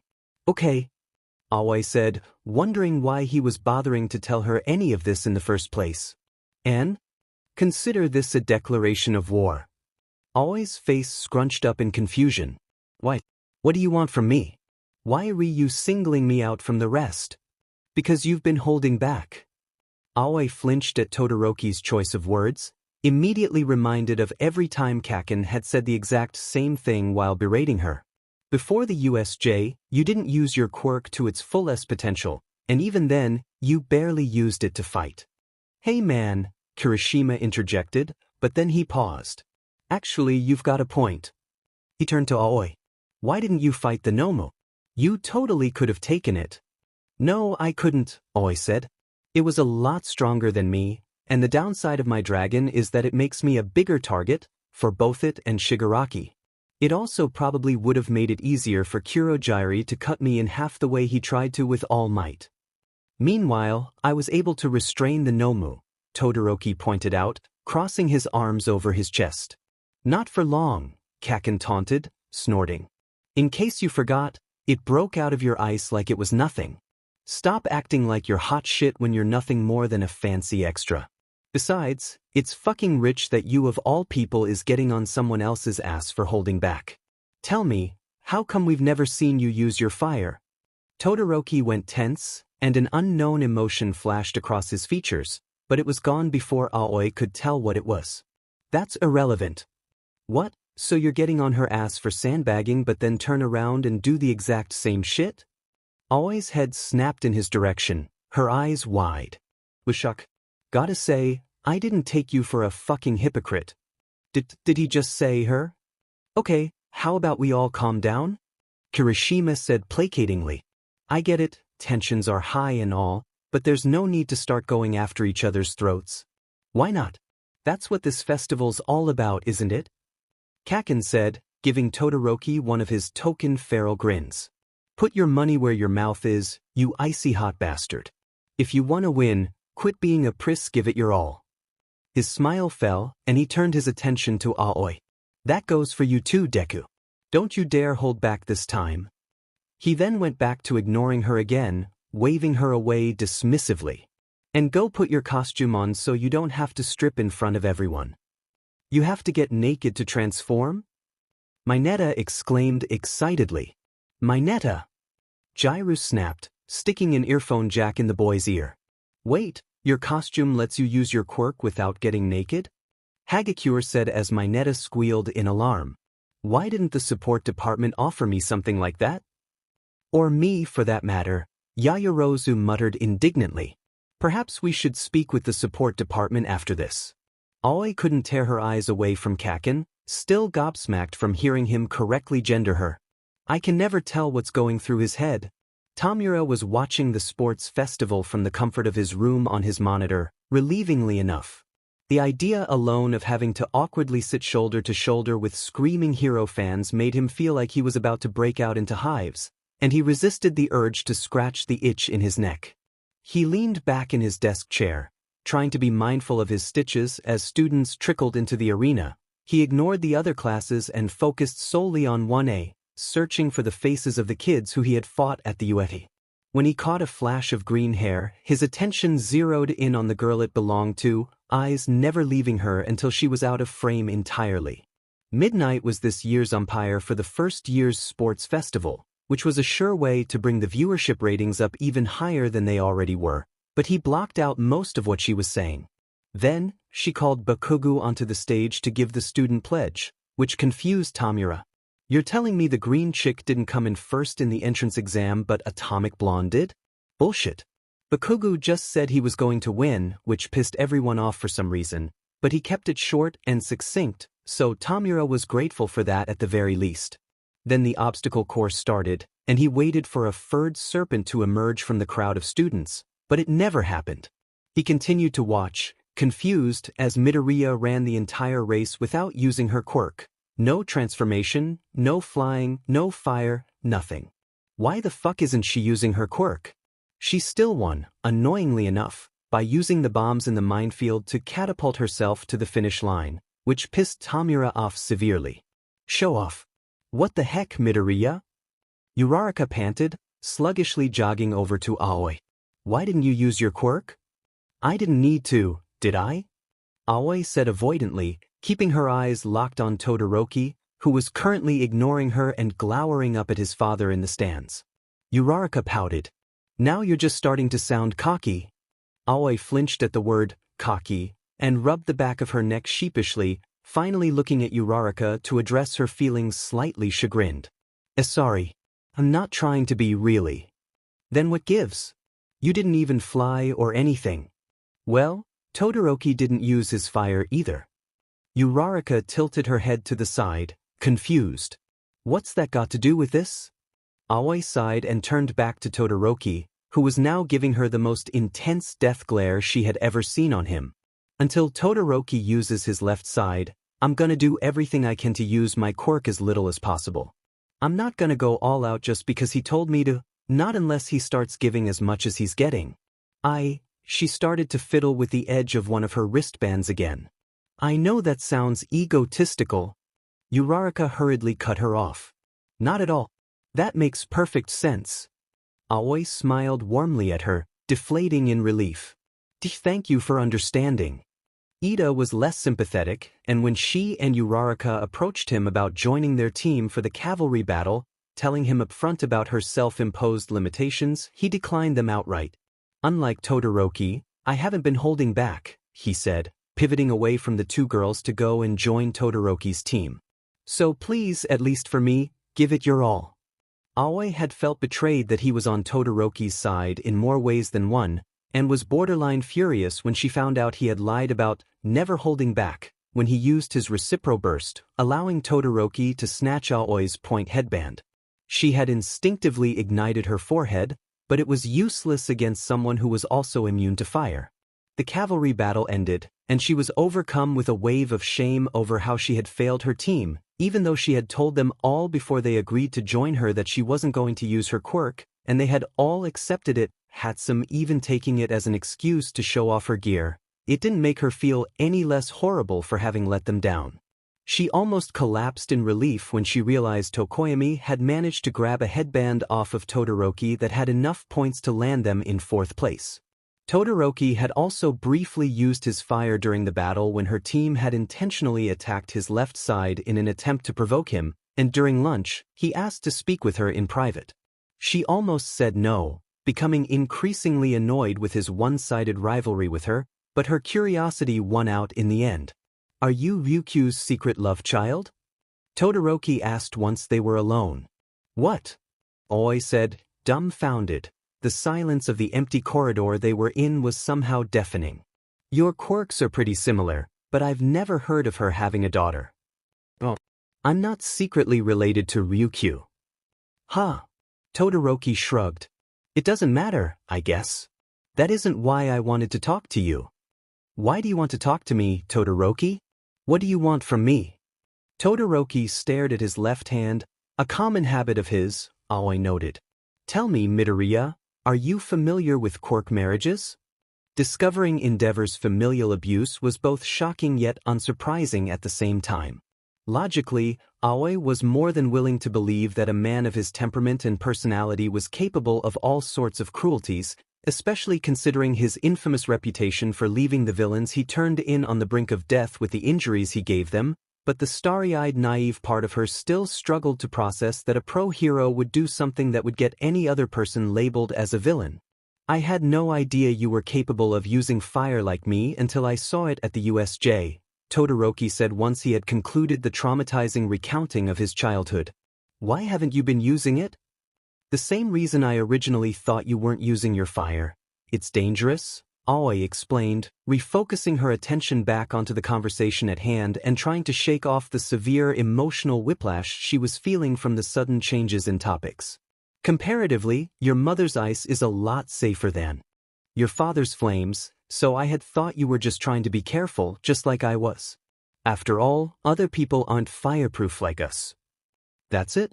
You just don't want to hurt people? What about villains? Well, for starters, I have used my fire against a villain. Aoi brought her arm up to display the scar Shigaraki had given her. Otherwise, I'd be short of an arm. Even then, though, I don't want to go too far. Why? Well, when I'm fighting a villain, I'm just trying to stop them. I have to make sure they can't hurt anyone or themselves, and that doesn't always mean beating them until they're on the brink of death or charred to a crisp. Aoi sighed and reached up to scratch her shoulder with her index finger, on one of the same areas Snipe had shot Shigaraki. I mean, I'm grateful Snipe saved me at the USJ, but I still think it was a bit much for him to keep shooting Shigaraki even after he was taken down. Even though Shigaraki tried to kill you? He was incapacitated after the first shot. He couldn't hurt me or All Might after that. It was pointless. Todoroki hummed thoughtfully, studying her. You and my father are nothing alike. He goes on and on about having control over our quirks and the dangers of our flames, but never out of a concern for other people. Aoi nodded. Endeavor is pretty notorious for his overkill, isn't he? I mean, he's a competent and accomplished hero, but he's also brutal and unforgiving. Yeah, that's him. Todoroki also sighed, shoving his hands in his pockets and staring at the floor. Even though you're nothing like him, your fire still reminds me of his. A light bulb went over Aoi's head as she finally realized what the purpose of the conversation was. Is that why you want to beat me? Yes. If I can beat your fire with my ice, then I'll have proven that I don't need my father to succeed. I don't want him to take credit for my victories just because I used his quirk. It isn't his quirk though, it's your quirk, isn't it?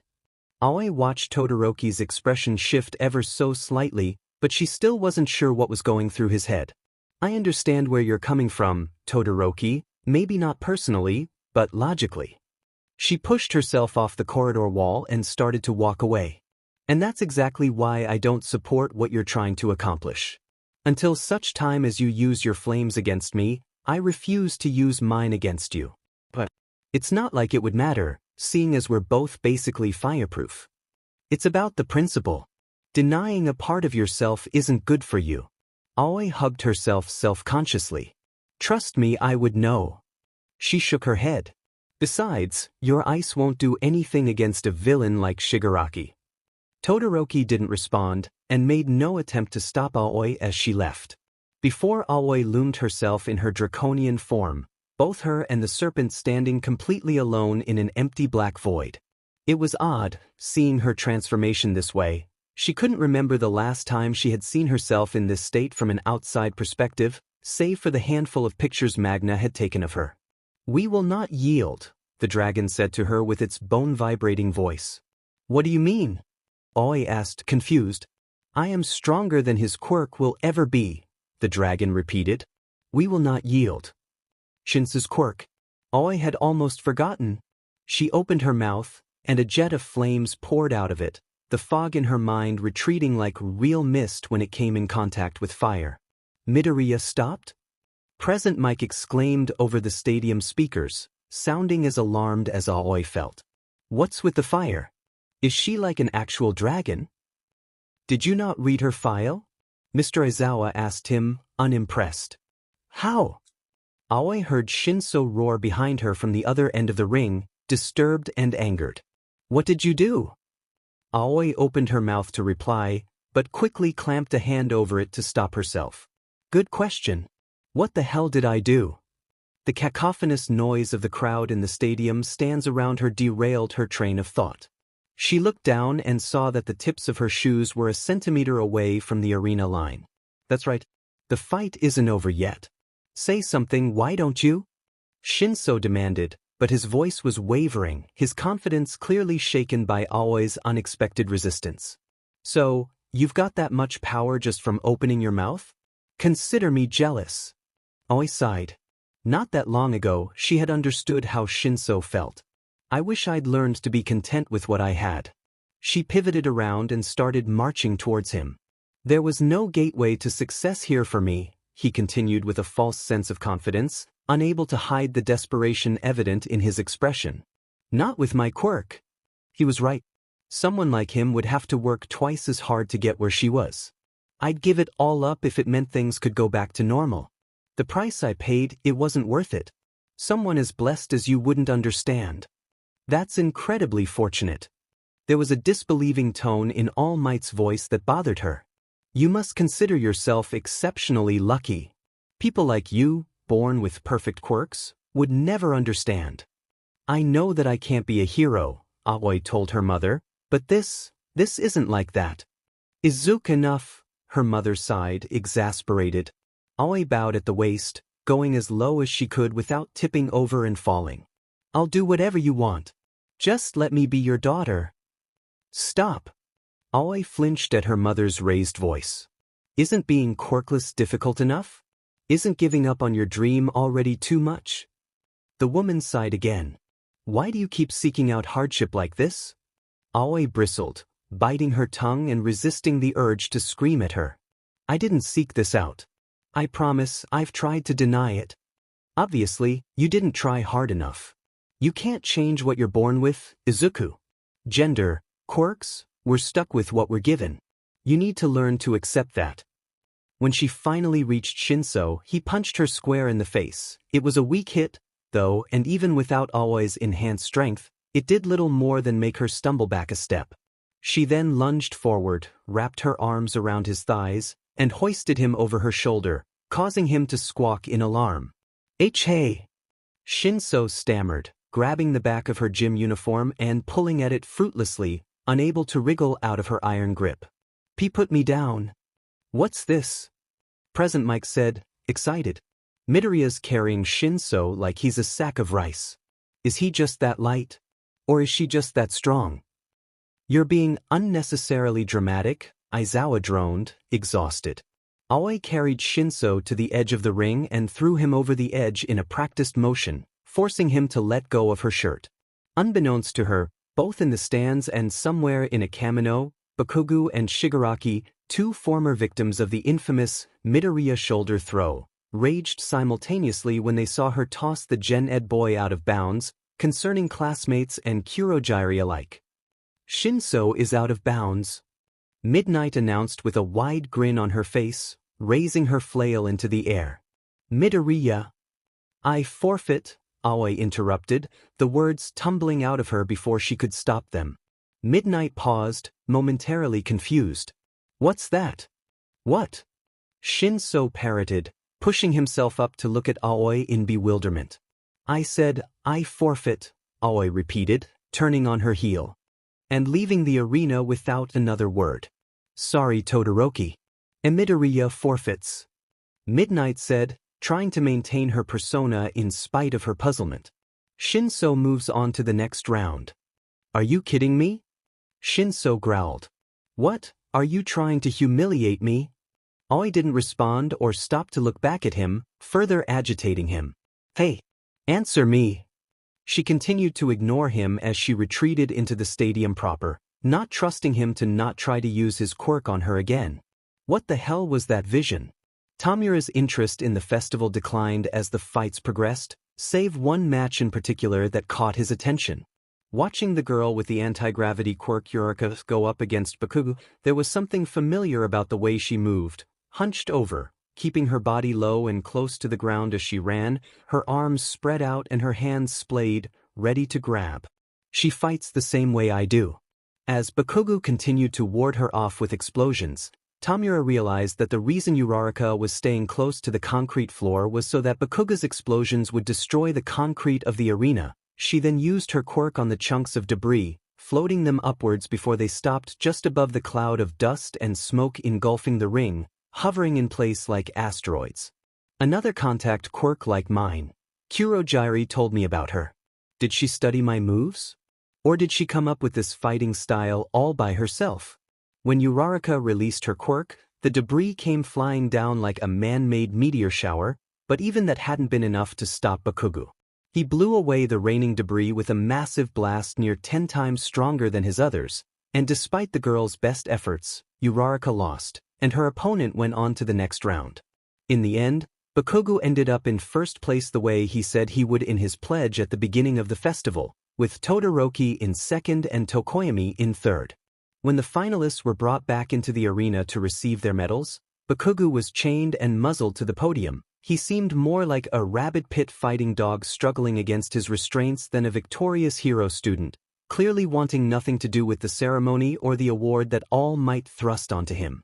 Tamura didn't know why the boy was being so volatile, but the sight of him being treated like a raving lunatic in an asylum unexpectedly upset him. He brought his unbandaged hand up to his neck and started scratching absent-mindedly, his dismay slowly mounting. Did they really have to chain him up like that? What is it, Tamura? His master's voice said from his computer speakers, startling Tamura out of his thoughts and halting his scratching. The gamer sighed, annoyed. I hate it when he does that. Master, Tamura greeted, but he didn't take his eyes off of the first-year finalists on his monitor. That Bakugo kid, the heroes are treating him like he's some kind of villain. His master hummed thoughtfully. That they are. Does it bother you? Tamura glared at the screen, thinking to himself for a moment as Bakugo continued to thrash in his shackles. Yeah, it does. Initially, Shudo was confused as to why Midoriya wanted to walk to the train station with him. He had thought that there was nothing left to say between the two of them after their conversation before the final round, especially considering the fact that she threw her first match just so that he wouldn't get the chance to fight her. Yet she had tracked him down after the awards ceremony was over and asked to accompany him, and out of pure curiosity he accepted. It was when they were sitting on a station bench, waiting for their respective trains, that he discovered what her ulterior motive was. These are all places you can stay when you want to get out of the house to avoid your dad, Midoriya told him, showing him a list of locations on her phone. If you want, that is. Just in case he goes too far. Internet cafes, pod hotels, runaway shelters, emergency huts, that sort of thing. It depends on where you live. Some of them cost money, so I'd suggest using cash so that your dad can't track you down. I don't know if avoiding my father would be such a wise idea, Shudo said, but he did mentally store away the information. That might just make him even angrier. Midoriya turned off her phone and pocketed it. True, but this gives you options in case you need or want to get away from him for whatever reason. Tell him you're visiting a friend and leave it at that, but don't tell him where you're going or who you're staying with. Keep it vague. Also, make a go bag, pack it the way you would if you were evacuating for a tsunami, things like basic living necessities and shelf-stable snacks in case you have to go a while without food, and try to stay near places with easy access to cheap food, toilets, baths, and laundry machines. Shudo narrowed his eyes at her, scrutinizing her suspiciously. You seem to know a lot about these sorts of things. Midoriya shrugged, but there was something in her eyes and posture that betrayed her inner tension. There was clearly an unpleasant story behind how she had learned all of this. I just like to be prepared. I'm not diagnosed or anything, but my older sister thinks I have anxiety, so I tend to stress over worst-case scenarios a lot, regardless of how likely a disaster actually is. Besides, even if you don't end up using any of this information, it's better to have it and not need it than to need it and not have it. She placed a hand on his shoulder and offered him a weak but reassuring smile. Stay safe, okay?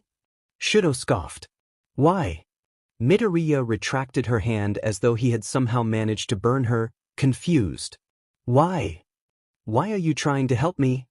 Because I don't want you to get hurt. You don't have to take my advice, of course.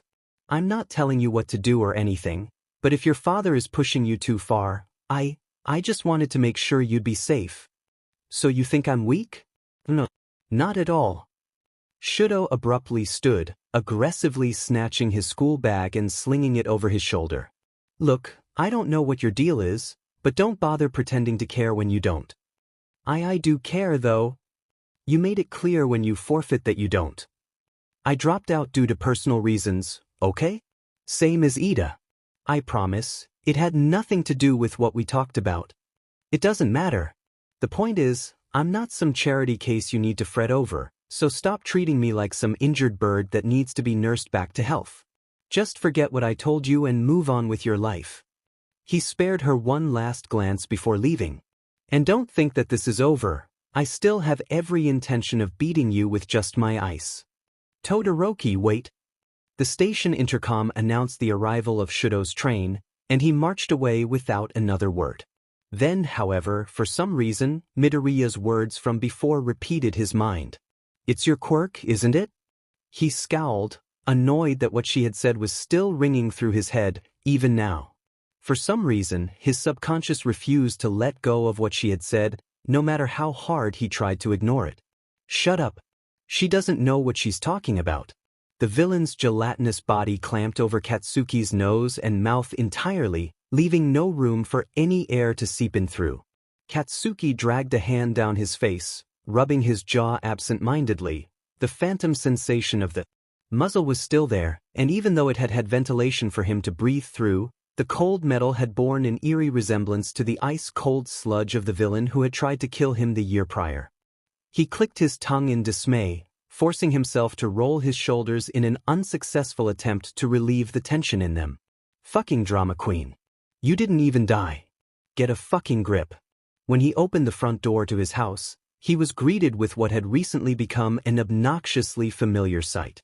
Katsuki, Inko said, a flower-covered apron tied around her waist that indicated she and his mom had been making dinner together. Again. Hey auntie, Katsuki said, closing the door behind him and slipping his shoes off without so much as even looking at her. I was watching the sports festival with your parents. Congratulations on first place. He scowled at the reminder, the first place medal a heavy lump shoved to the bottom of his backpack. Yeah. Thanks. Brat. His old woman yelled from the kitchen, causing Katsuki's frown to deepen. Supper's ready. Come get food. Give me a fucking minute. Once he had put his things away and changed out of his uniform, dinner was being laid out on the table. Katsuki rolled his eyes when he saw that the main dish was katsudon. Ever since that dumb bitch ran away, her old hag's been coming over all the damn time. I've even caught her sleeping on the couch sometimes. Does she ever go back to her own goddamn place? You did so well, Katsuki. Inko told him once everyone had taken their seats and started plating their food. Whatever. I only won because that bastard held back, Katsuki muttered, poking his fried pork cutlets with his chopsticks. It doesn't count. Oi, his mother said with a warning tone, glaring at him. Just take the damn compliment, brat. Katsuki scoffed. You're only okay with people praising me when it's your friends. The old hag angrily slammed her chopsticks down on the table. You got something to say, punk? Okay, his father cut in, desperate to defuse the situation as quickly as possible. Let's all just calm down, all right?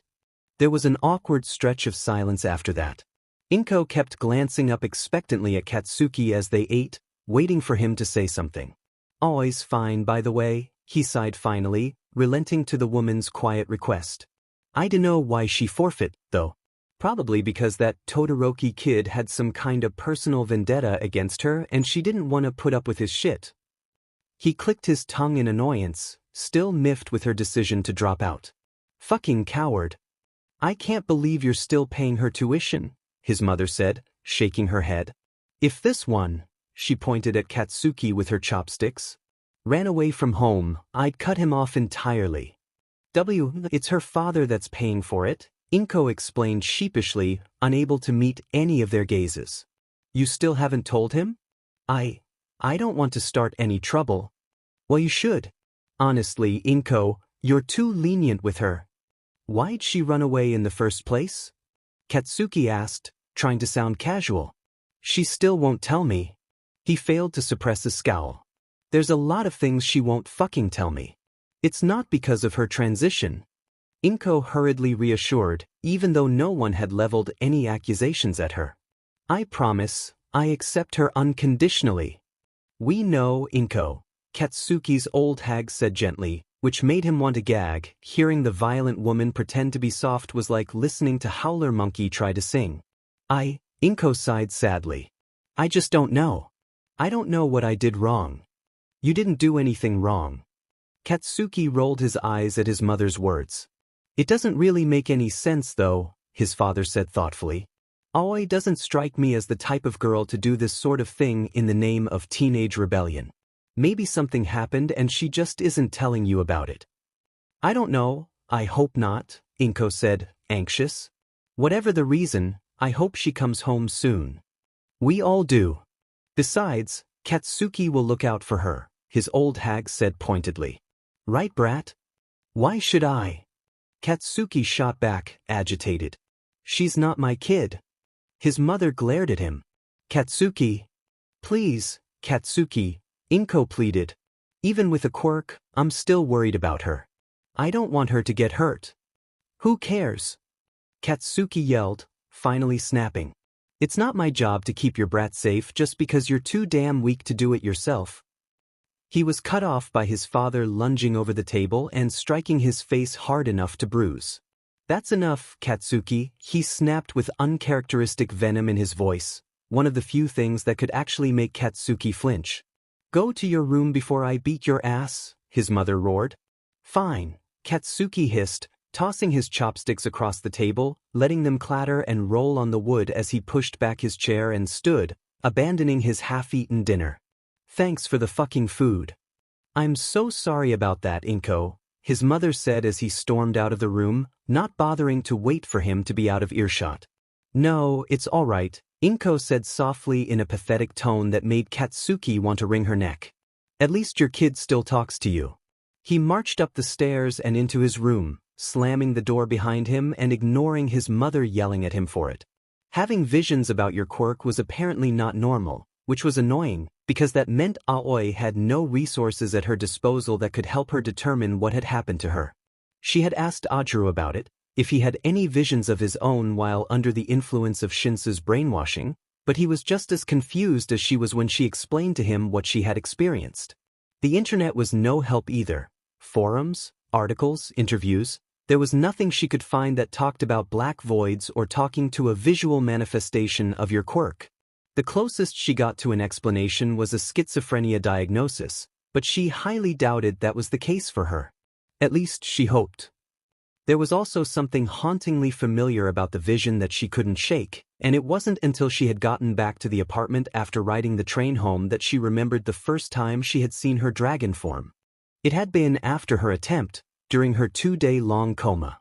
The dragon was sleeping, coiled in front of Aoi like a content snake. Aoi took one small step toward it and it finally stirred, startling her.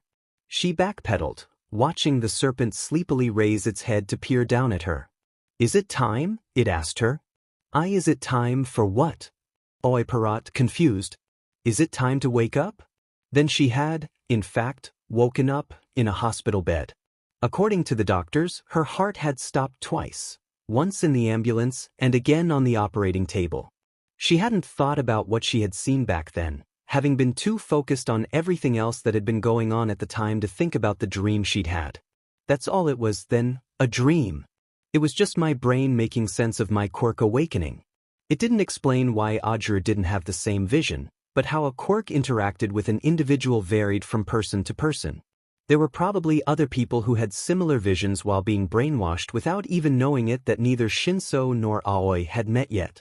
Whatever the reason, she doubted she would get to the bottom of this particular conundrum. She doubted that Gened wanted anything to do with her at this point, and it was unlikely he would be willing to entertain her inquiries. Setting that dilemma aside, she turned her focus to Endeavor.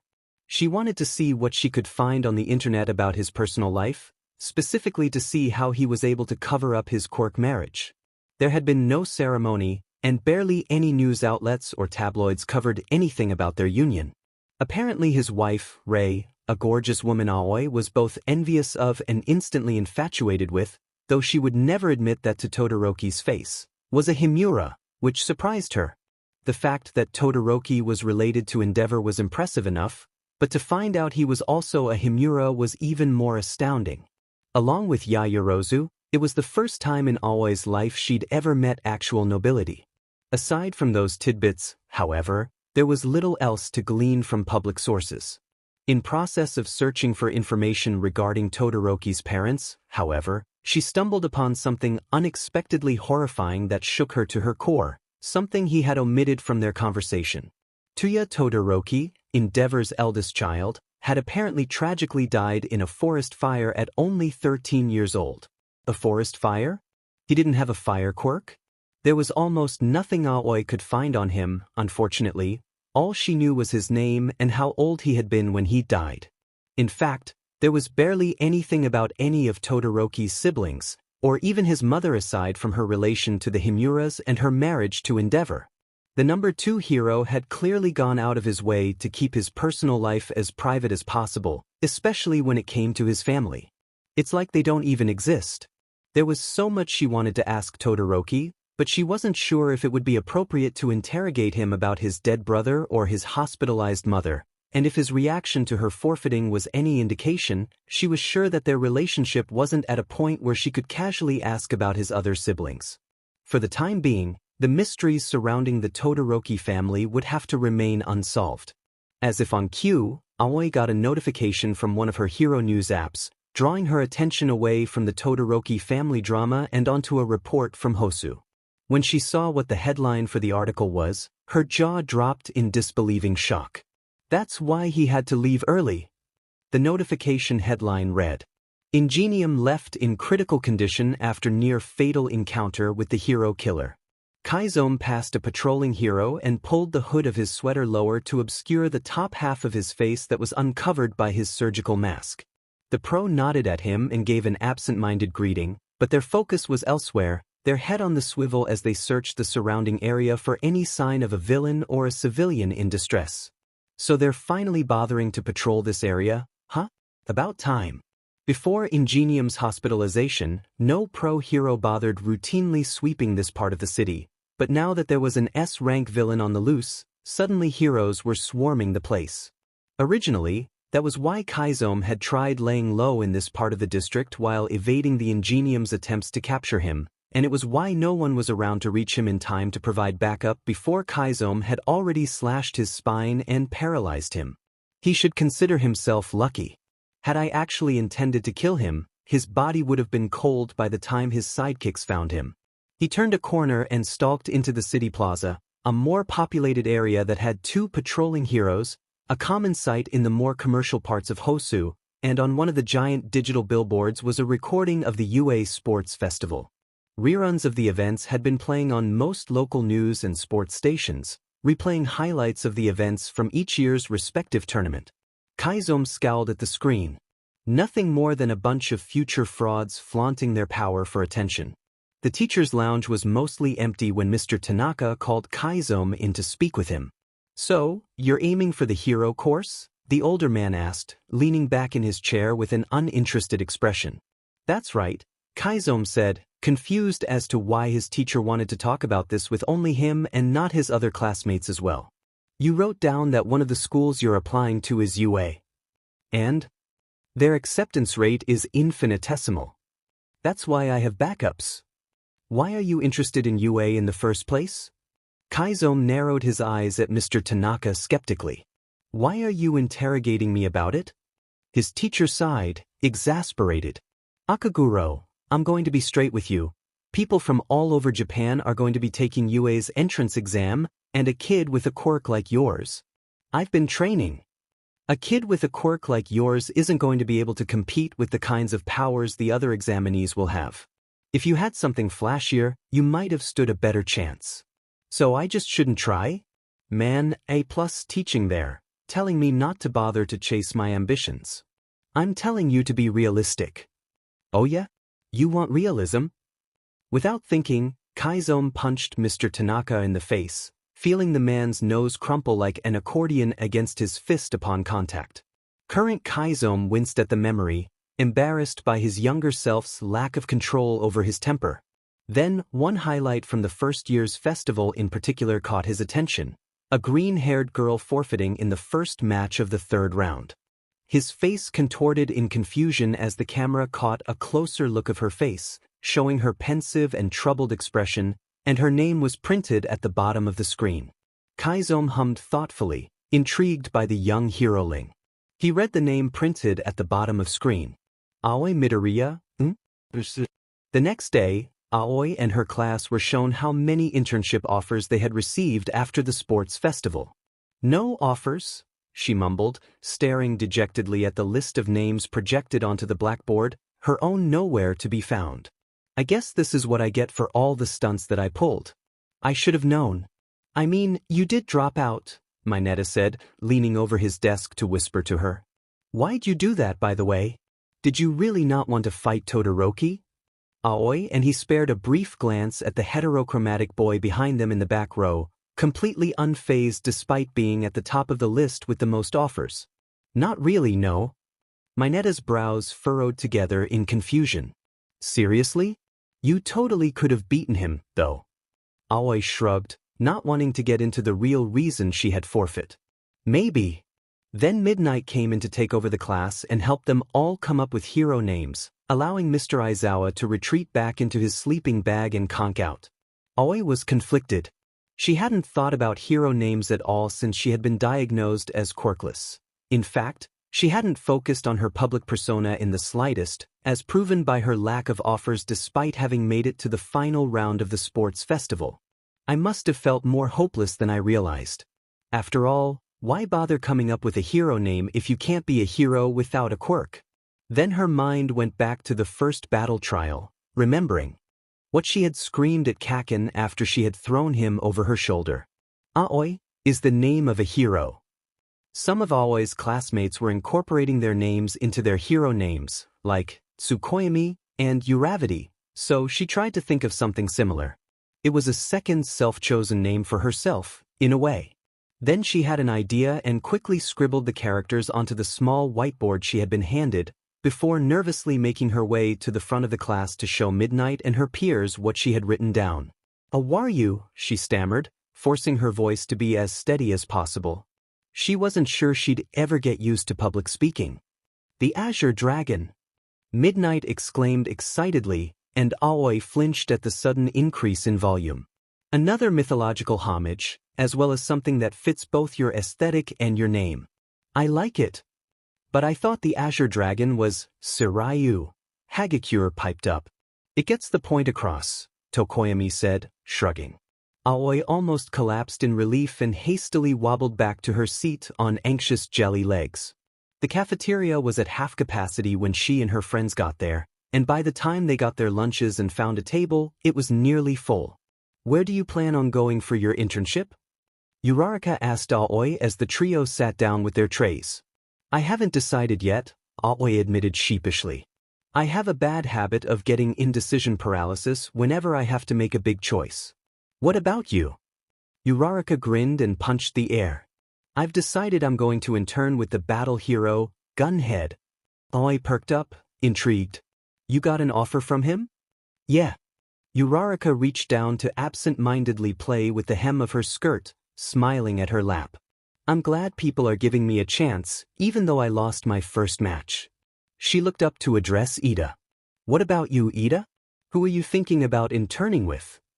Both her and Aoi waited with bated breath for their friend's response, studying their class representative apprehensively as he stared blankly at his food with a stoic yet concentrated expression on his face.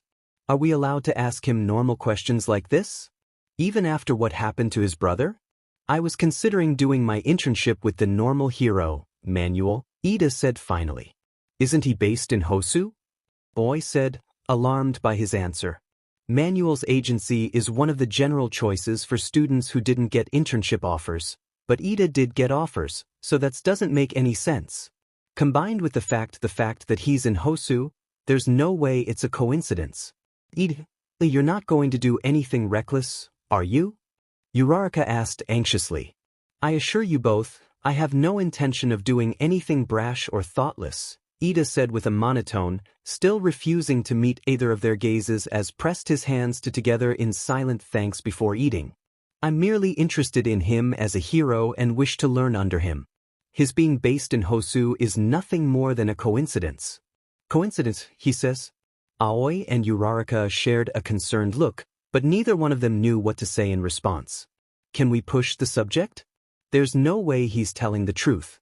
Aoi pressed her own hands together and muttered a silent thanks, then grabbed her own utensils to try and start eating, but paused, finding that she had almost no appetite. I can't let him go to Hosu alone. She forced herself to shove some rice into her mouth with renewed conviction, ignoring her lack of desire to eat. I guess I know where I'm doing my internship, then. On a train speeding towards Hosu, Aoi and Ida sat in a booth directly across from each other, the latter of the duo glowering out the window in annoyance. So, you also decided to do your internship with Manuel? Ida asked, trying to keep his tone civil, but unable to mask his evident irritation at his classmates' accompaniment. I hope you don't mind me tagging along, Aoi said as diplomatically as she could. You were right, he's an interesting pro, and seeing as I didn't get any offers, he was one of my better options. I see. There was an awkward and tense pause. I'm fine, you know. You don't have to worry about me. I know. I'm always here if you want to talk, though. I'll keep that in mind. Ida made his displeasure with Aoi's unwanted meddling explicit. Aside from his acknowledgement of her presence, he said absolutely nothing to her, and whenever he thought she wasn't looking, he glared at her like Kaken, angered merely by her being there alone. I know he doesn't appreciate me getting involved, but I don't know what else to do. One time, she caught him scowling at her in the reflection of the train window, and a knot of guilt formed in her stomach. I hope this doesn't hurt our friendship in the long run. Shudo and Tokoyami fought to catch their breath, leaning against the brick walls of an alley as they watched Hawks vanish into the distance, his straggling feathers zooming off after him in the blink of an eye. In less than a second, the number 3 hero was gone, as if he had never been there in the first place. How vexing, Tokoyami breathed, grimacing at the empty space where their so-called mentor had just been only a moment prior.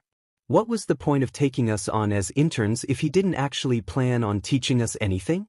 He's taught us plenty, Shudo rasped, pushing himself off the wall to stand. Oh, and what, pray tell, have we learned by fruitlessly chasing him down day after day? To not waste our time on things that are beneath us. Shudo propelled himself after Hawks using his ice, leaving Tokoyami behind without a second glance. Next time, I won't let you walk away, Midoriya. Just like Hawks, I'll chase you down and force you to face me, one way or another. The normal hero was more observant than either Aoi or Ida had anticipated. On their first patrol, he called out Ida and right from the get-go, telling him to not go after Stain. Aoi was relieved that he had the same concerns that she did, but also felt a bit sheepish now that she knew a pro was already looking out for her friend. Guess I was worried about nothing. If Manuel's keeping an eye on him, everything should be fine. Unfortunately, her anxiety didn't always yield to rational reassurances, and Ida seemed no more swayed by the hero's words than he had by Aoi's. Luckily, though, for the first 3 days of their internship, things were relatively uneventful. Aside from Ida's angsty brooding, nothing happened for the most part, save from the occasional elderly person who needed help crossing the street or lost pet that needed finding. Then a Noma showed up in the evening of the 3rd day, and Ida decided to use the unexpected villain attack as a distraction to run off and hunt down the hero killer. Ida, wait. Aoi called after him as he started running away, struggling to split her attention between the rampaging Nomu and her friend. Where are you going? Go and help Manuel, Midoriya. Ida yelled back without looking, using his leg engines to take off in a burst of speed, before turning a corner and vanishing from sight entirely. Aoi whipped her head around to face their said mentor. Manuel! Ida's gone off on his own. What? Manuel exclaimed, momentarily taking his eyes off the Nomu and the other pro-heroes that had started engaging the creature, looking back and seeing that Ida was, in fact, gone. Damn it, Ida. I told him. He let out a string of curses and shook his head.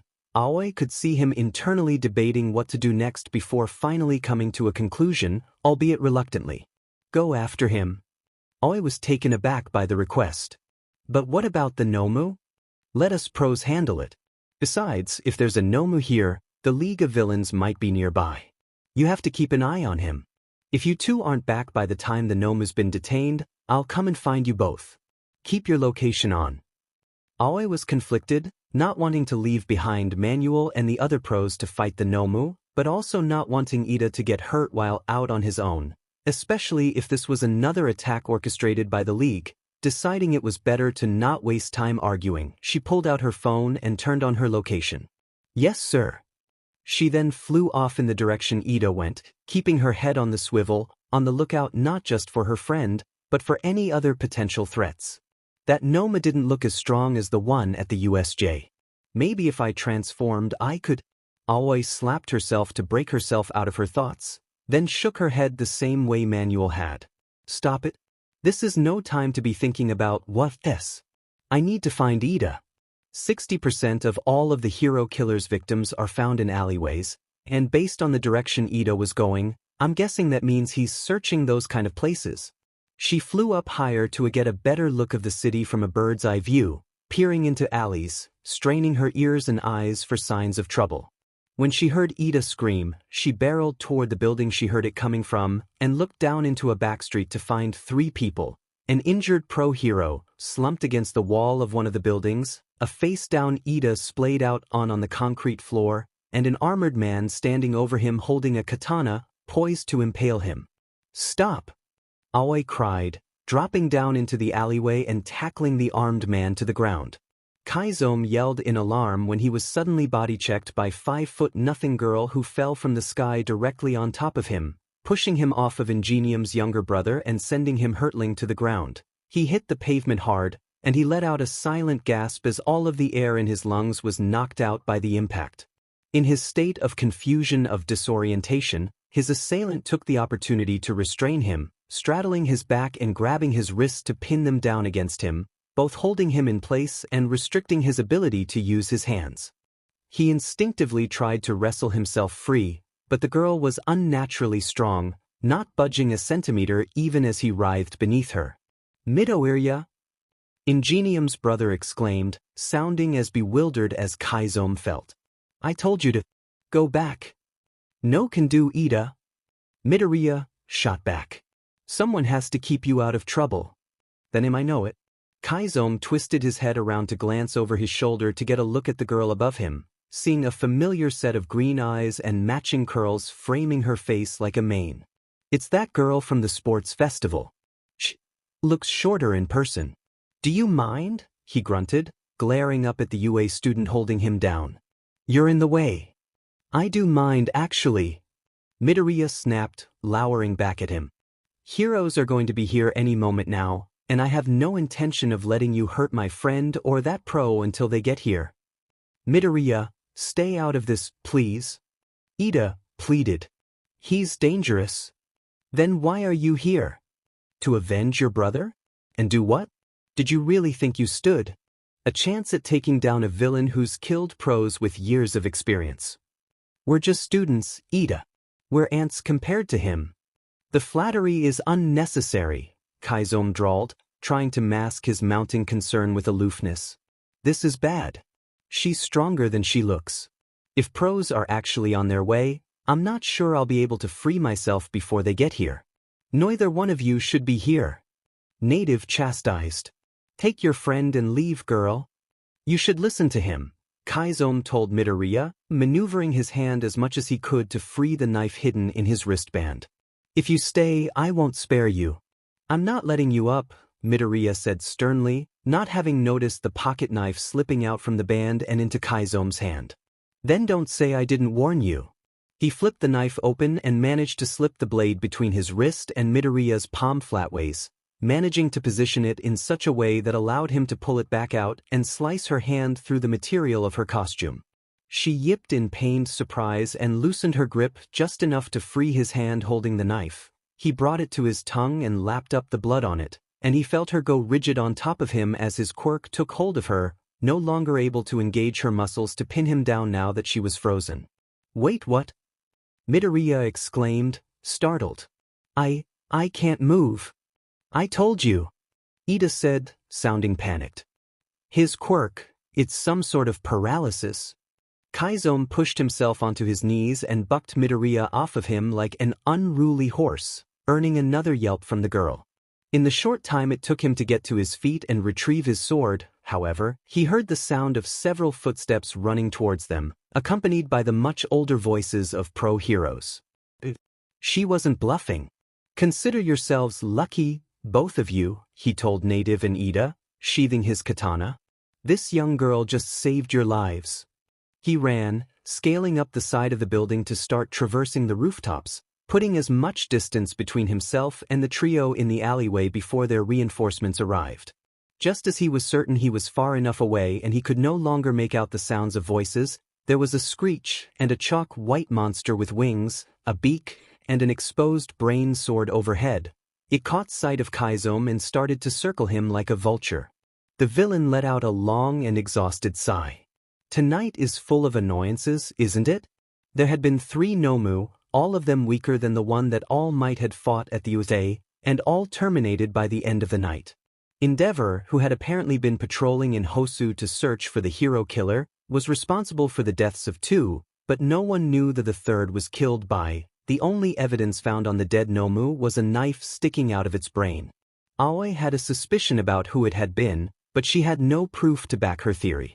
Shigaraki and Kurogiri had also been spotted in Hosu by a news helicopter during the Nomu attack, but they were gone by the time authorities had been alerted about the sighting. Native, Ida, and Aoi stayed only a single night at the hospital and were discharged the next day with little hassle.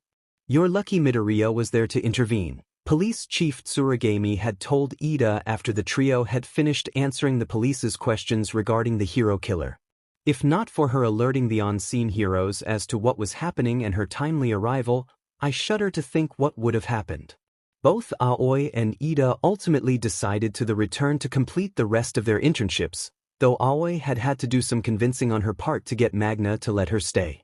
They didn't catch him, Aoi. Magna had warned her over the phone when Aoi called her to tell her what had happened.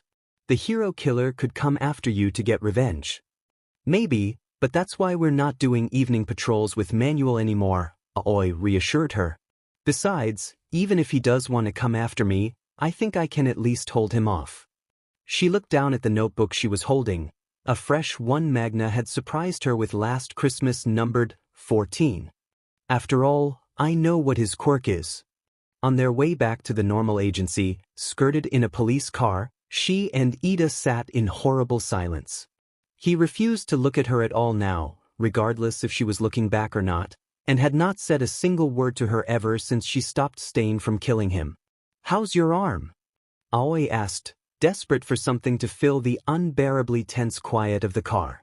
"There's some slight nerve damage, but it could have been worse," Ida said in a clipped tone.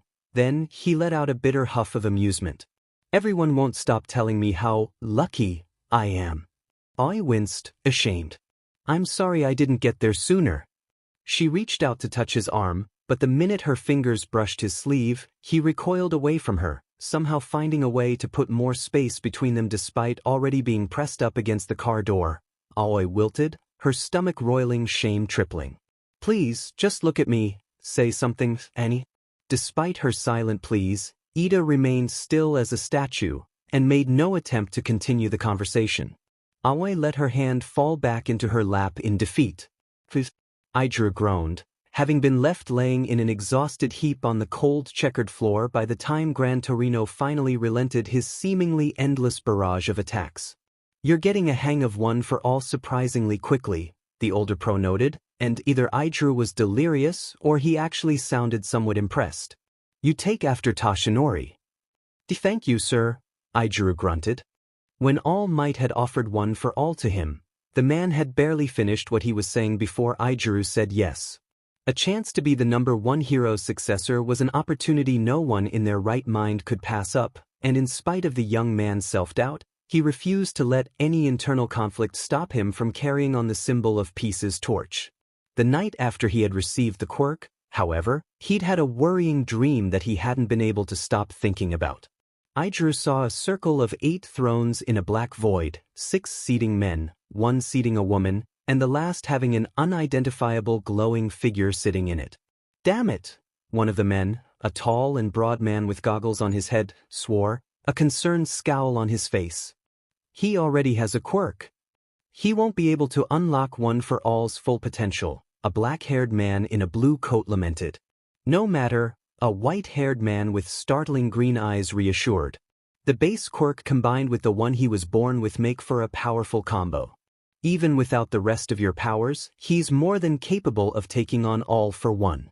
First, what if he suffers the same fate I did? Another white-haired man, this one with a jagged mark of some kind splitting the side of his face, asked warily. He won't. We won't let that happen.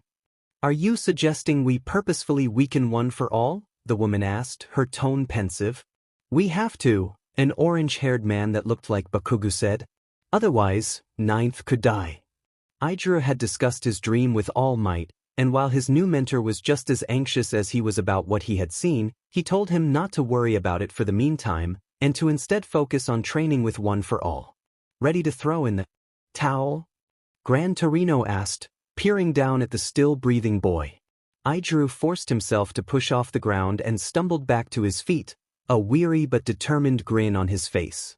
Not a chance, he said, becoming engulfed with red lightning as he powered up One for All throughout his entire body, the same way he would with his hardening. Gran Torino gave him a feral grin. Ida still wasn't speaking to her. He would only reply out of polite necessity when Aoi directly addressed him, and even when he did speak to her, he never said anything exceeding 5 words. She didn't know what to do, and it distressed her. Ida was one of the first few real friends her own age she had made in over a decade, and watching him pull away from her, similarly to how Kaken had after he had gotten his quirk and she had been misdiagnosed as quirkless, was reopening the stitches in old emotional wounds. He denied being mad at her, told her to stop worrying about him, and then would stop responding to her altogether after a certain point. She almost wished he would start screaming at her, willing to take any form of interaction from him as long as he was the one who initiated it for a change. On the second to last day of their internship, a journalist came by the normal agency to interview Aoi and Ida about their encounter with the hero killer. There's going to be an audio recording, but only the transcript will be released to the public, Manuel explained, handing each of them identical pieces of paper. These are the questions they are going to ask you, along with the responses you're going to give them. Wait, what? Aoi asked, dumbfounded. What do you mean? Feel free to paraphrase, but try to get the original point across as accurately as you can. We want as little deviations as possible. They might throw some curveball questions at you to try to catch you off guard, hoping that you'll slip up and reveal something that you shouldn't, so make sure to keep the conversation on track. Don't answer anything that isn't an official question. But why give us a script? I thought this was an interview. Most interviews are scripted, Ida explained offhandedly, his voice betraying no emotion. Aoi was taken aback by this revelation. What? I thought, I know reporters have to have their questions ready beforehand, but I assumed that we would just tell them what happened. Certain information has to remain classified for the sanctity of the police investigation and for the sake of preventing any public panic, Manuel said. Like what? Manuel gave Ida a pointed look. For starters, we shouldn't tell people how or why you ran into the hero killer that night. The last thing we need is a vigilante UA student scandal. Aoi winced, glancing at Ida to try and gauge his reaction, but his expression revealed even less than his tone. Won't people assume that anyways, though? I mean Ida is Ingenium's brother. The fact that he's in Hosu and he ran into the hero killer. There's going to be speculation, but we're not going to give any confirmation. The official story is that Ida being in Hosu is nothing more than a coincidence, and his encounter with his brother's attacker is just a slide of bad luck. When Manuel left his office to meet with the reporter, Aoi was left alone with Ida and her unsettled thoughts. Are all interviews scripted like this? She asked her classmate, and he nodded. More often than not, Ida said simply, refusing to elaborate. Aoi pursed her lips nervously and started to read the list of questions and answers they'd been given, feeling uneasy about lying to the public, even if it was to save Ida's reputation and prevent a media uproar. I get why we have to lie, but how often do heroes do this? How little do we actually know about what happens behind the scenes in the world of pros? She remembered her conversation with Todoroki at the sports festival, and her stomach churned with anxiety. Soon, Manuel came back to escort them to the meeting room where the journalist was waiting for them. Sitting in an armchair across from two others was a man with curly black hair, similar to her father's, wearing a tan coat and round, thin-rimmed glasses. In the middle of the room was a coffee table with a recorder on it, already turned on. Tanio Takuda, Juzo News. Mr. Takuda greeted, standing to bow to the two students. Aoi and Ida returned the gesture. Are you two Tenya Ida and Aoi Midoriya? We are, Ida said, taking the closest seat. Hello, Aoi stammered, shuffling to the other. It's a pleasure to meet you both, Mr. Takuda said, pulling out a notepad and pen from his coat and returning to his own chair once they were both seated. I hope you don't mind if we jump straight into the questions? By all means, Ida said. All right then, first things first, how are you two feeling right now? I imagine your encounter with the infamous hero killer was a harrowing experience. Aoi looked at Ida, waiting to see if he would respond, but the boy remained silent. It was terrifying, she said when she realized he wouldn't answer. He was more intimidating than I had ever imagined. I believe it, Mr. Takuda murmured, clicking his pen and jotting something down. The hero killer is notorious for killing seasoned pro heroes, so to face him as nothing but mere novices must be traumatizing. You have my sympathies. Thank you. We're fine though. Manuel and other pro heroes, even Endeavor, showed up to the rescue. Alright, that I envy. A chance to be saved by the number 2 hero? A once-in-a-lifetime experience to be sure. Aoi suppressed a shudder as she remembered the man's cold, unforgiving gaze framed by the flames he wore as a mask. Yeah, sure. Now, Ida, she flinched as Mr. Takuda deliberately zeroed in his attention on her peer. You look rather somber. Meeting the man who paralyzed your older brother and forced him into retirement can't have been easy.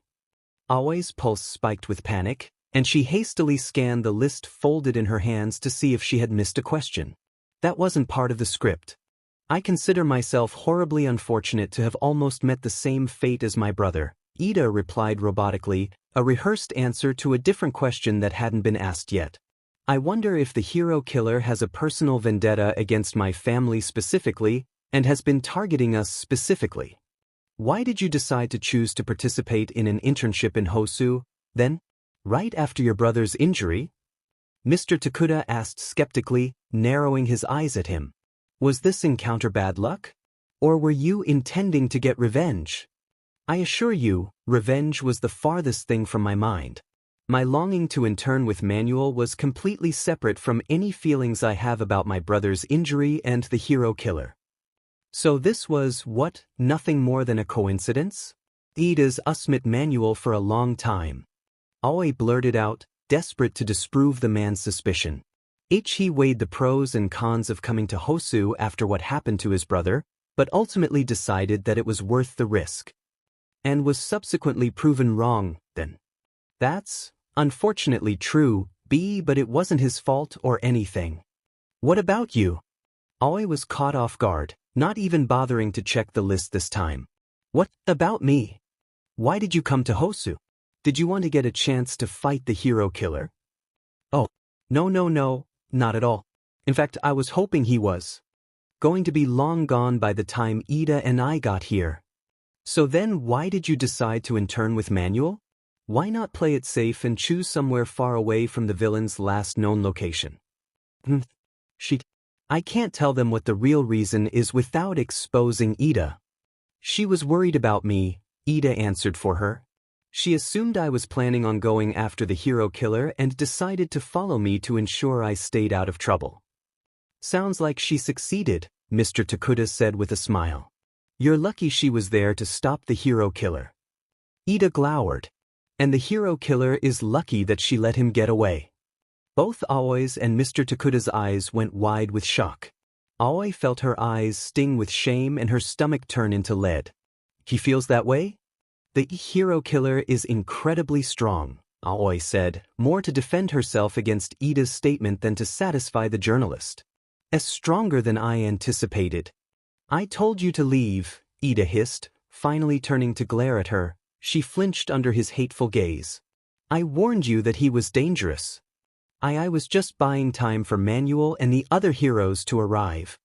Ida slammed his hands on the arms of his chair in anger, and both Aoi and Mr. Takuda jumped, startled. And you bought the hero killer time to escape. You should have killed him when you had the chance. Aoi was shaking now, and she whipped her head around to the recording device on the table. Ida, he's still recording. I think that's enough for right now, actually, Mr. Takuda said, lunging forward to turn it off. My brother's killer walks free because you're too much of a coward to do what needs to be done. Ida roared, standing up to loom over her, his furious expression only centimeters away from her face. Does your selfishness know no bounds?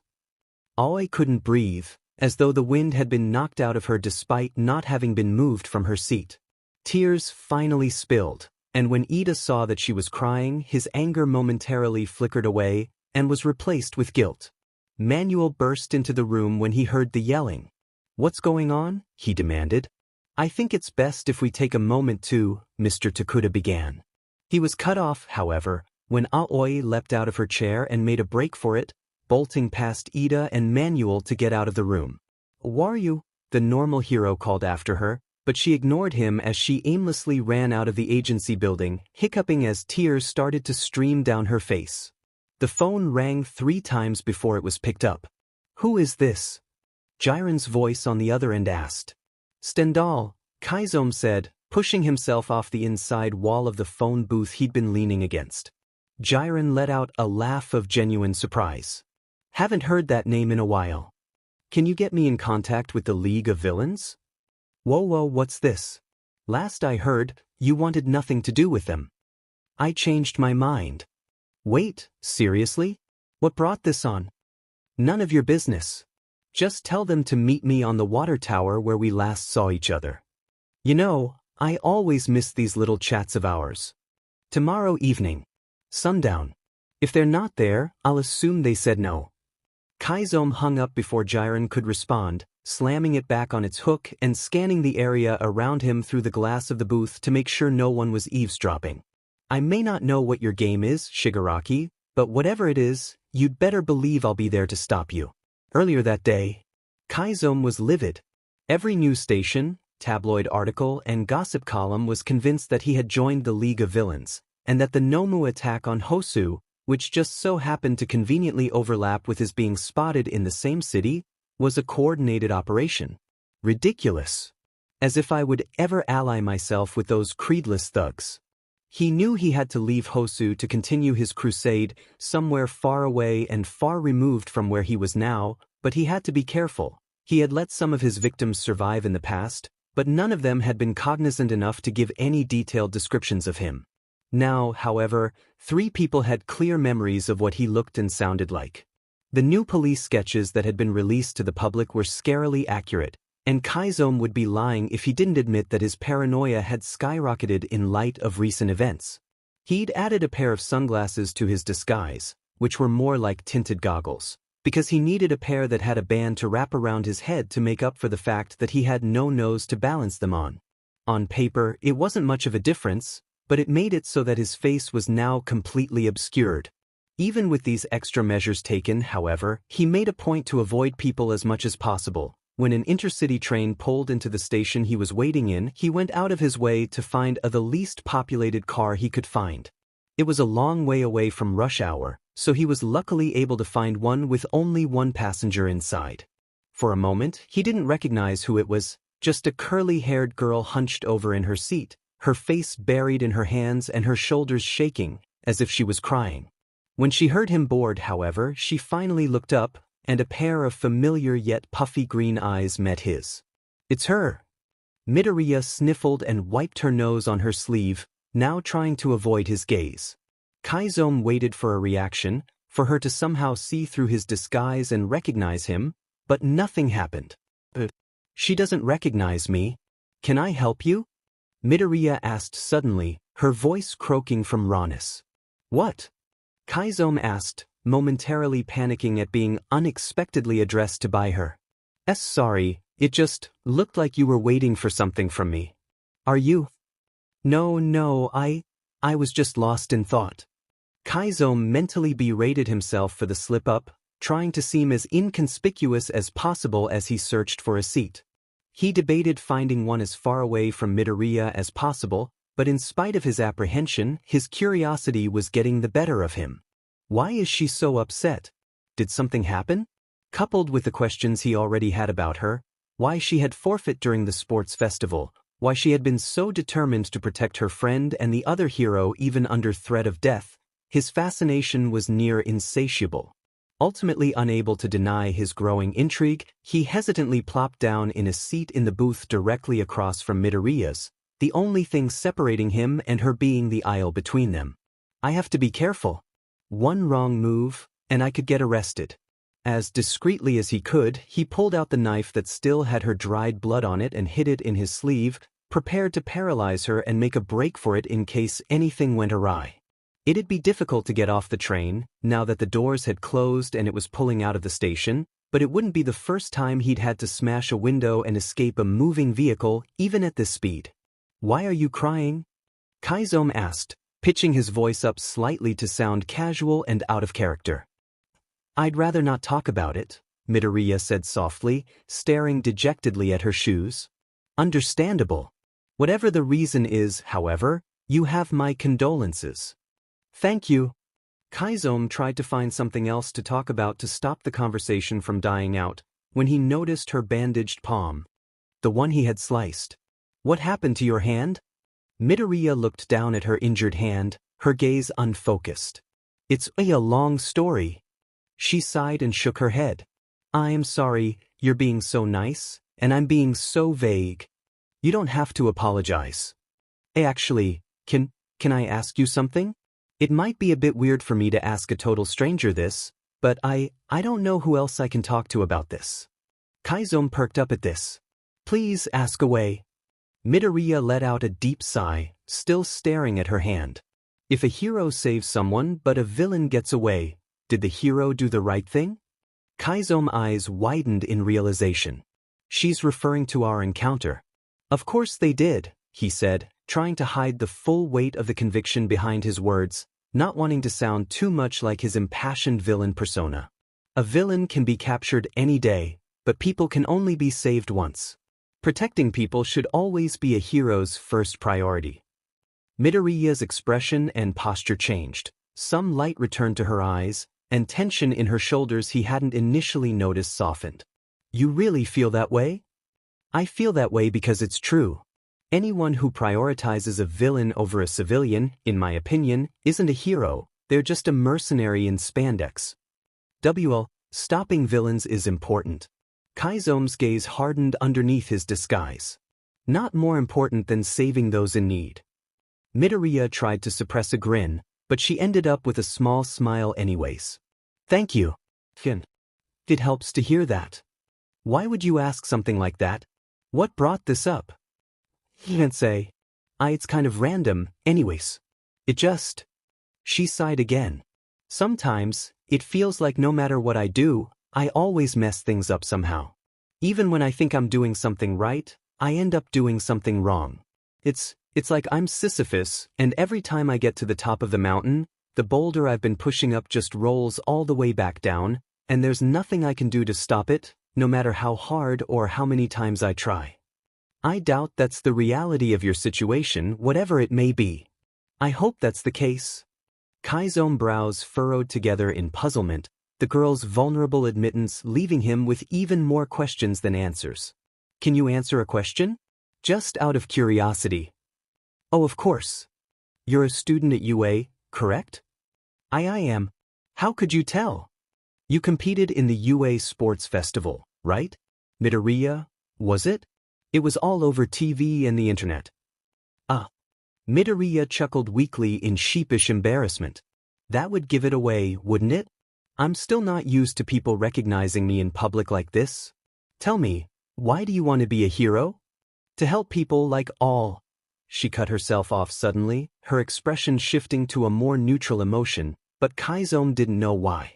Like all heroes. Then why would you bother worrying over whether or not a hero did the right thing by saving a person? It's a long story. Midoriya's face fell again. My friend and I got into a fight over the subject.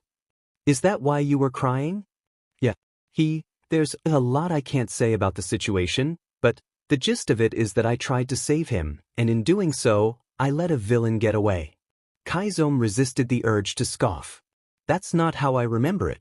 So, he's mad that you saved his life? It's a bit more complicated than that. Doesn't sound like a very good friend to me.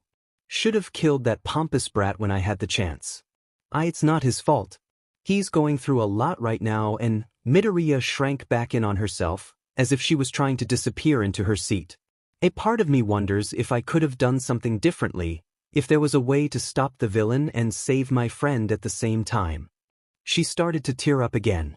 The next person that villain hurts, it's partially gonna be my fault, isn't it?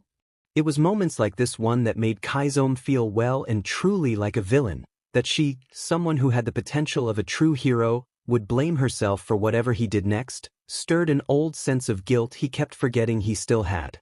You can't hold yourself responsible for someone else's wrongdoings. Midoriya huffed in bitter amusement in spite of herself. Easier said than done. Kaizome nodded in understanding. Fair enough. There was another pause, and once again he tried to find a way to keep her talking. Then an idea came to him. You were one of the interns attacked by the hero killer, weren't you? One of the two students the news mentioned, Midoriya was taken aback by the accusation. Am I really that much of an open book? It was just a guess. Seeing as this train just left Hosu, and you mentioned a villain that got away. Not a bad guess then. No point in hiding it, I suppose. If that's the villain you saved your friend from, he's forever indebted to you. He doesn't owe me anything. He owes you his life. I'm training to become a hero. It's just what I do. Well, he at the very least owes you an apology. Not if the hero killer has joined the League of Villains the way everyone thinks he has. Then I really mess up by letting him go. Kaizome let out a deep sigh of frustration at that. It still isn't your fault, and I doubt a villain of his caliber would even consider throwing his lot in with those upstarts. Midoriya shook her head in disagreement. I wouldn't put it past him. Oh yeah? And what makes you say that? Their goals align, and after the USJ, it would make sense that the League would try to recruit someone with the hero killer's experience and reputation. Kaizome resisted the urge to squirm in discomfort, unhappy that he had somehow garnered a reputation similar to people he considered to be nothing more than aimless criminals. So, she came to the same conclusion Shigaraki did.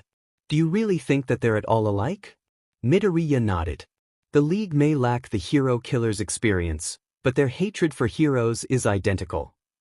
Now it was Kaizome's turn to be taken aback. Identical? What gave you that impression? Midoriya shrugged. Just general vibes, I guess. I don't know how to describe it. The tone of their voice? Their attitude. She then looked out the window, and he could see her lost-in-thought expression in her reflection. The look in their eyes. Kaizome was unsettled by the comparison, but it forced him to think about his would-be collaborators in more depth. Then a question came to him, one that he hadn't asked Shigaraki when he had the chance. Why does the League of Villains want All Might dead in the first place? Do you know? Midoriya shook her head again. No, but there's a lot about the League I don't know. Where they got their Nomu, how they got into the USJ, how they knew where and when All Might was supposed to be. It's all a mystery. Kaizome's face contorted in confusion under his mask and goggles. You mean those monsters that attacked Hosu? I thought they were just villains. Midoriya turned away from the window to look at him with wide eyes. The news hasn't talked about the Nomu at all? He shook his head, and she hummed nervously. Then, I probably shouldn't have mentioned them. Kaizome awkwardly nudged her shoulder in an attempt to be reassuring. Don't worry, I won't rat you out. Midoriya finally smiled again at that. Thanks. Would you mind if I asked about them? I don't want to get you in trouble, but... You could, but that's... the thing. I don't know anything about them. The leader of the League mentioned that they were bioengineered humans, but I'm not sure what that really means. Kaizome hummed in discontent. It sounds morbid. Midoriya hugged herself, equally uncomfortable. Yeah, I don't like the implications of it. Regardless of my feelings regarding them, the League of Villains is a more dangerous organization than I've given them credit for. Breaking into UA is no small feat, and both Shigaraki and Kurogiri's quirks are, though I hate to admit it, incredibly powerful. Combined with these enigmatic bioengineered humans, there's clearly more to them than what's on the surface. Thank you for indulging me, and I hope I didn't upset you further. Oh no, not at all. Honestly, talking has really helped, actually. Thank you. Kaizo mustered up a lopsided smile under his mask, even though Midoriya couldn't see it. I'm glad to hear it. He peered out the window to see how close they were to the train's next destination. What's your stop, by the way? HM? Oh, the one we're coming up on, I guess.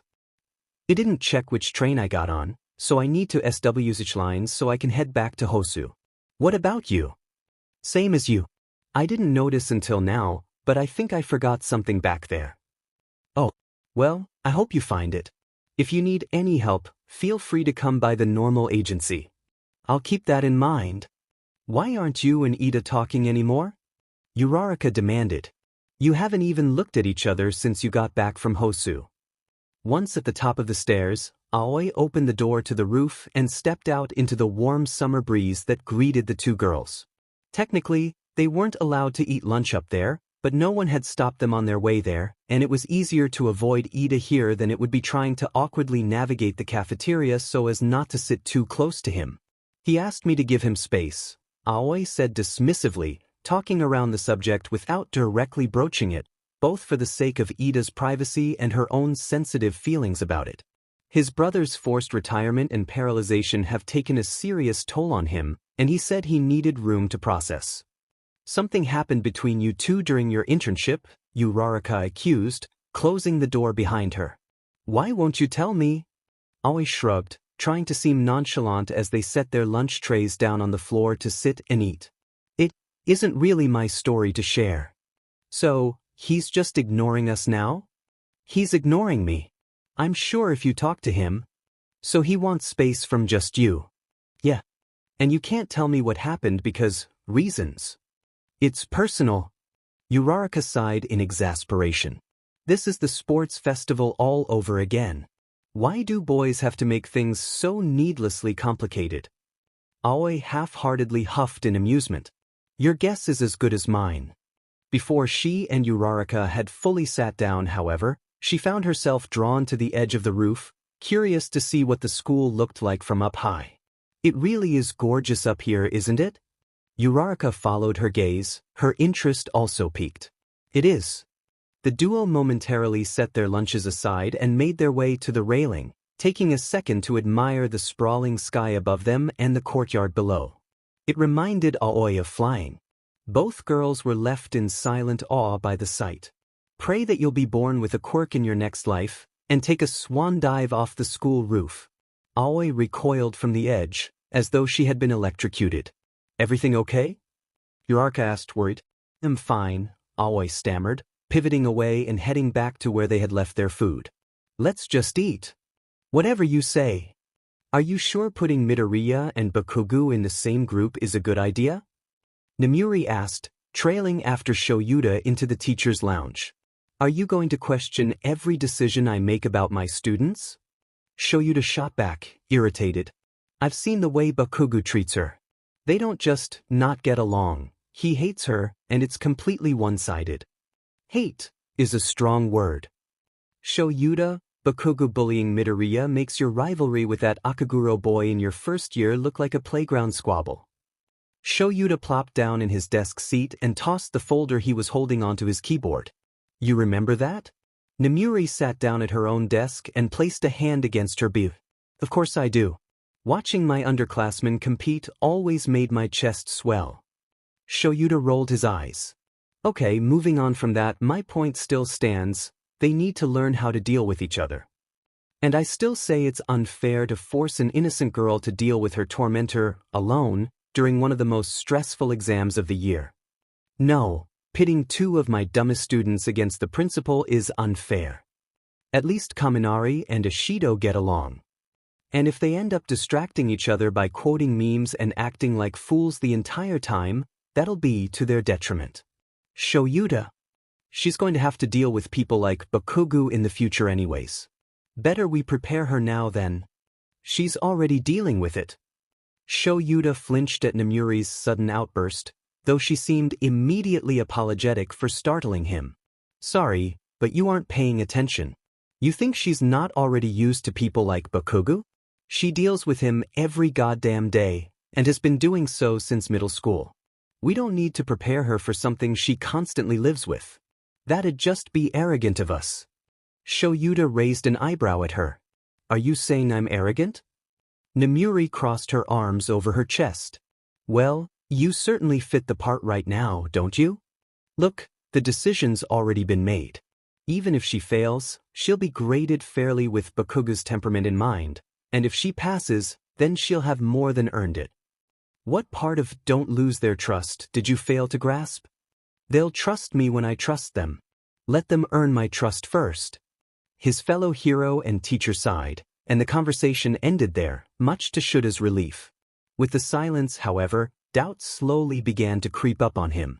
When finals rolled around and Aoi found out her partner for the exam would be, of all people, Kaken, she almost wept in frustration.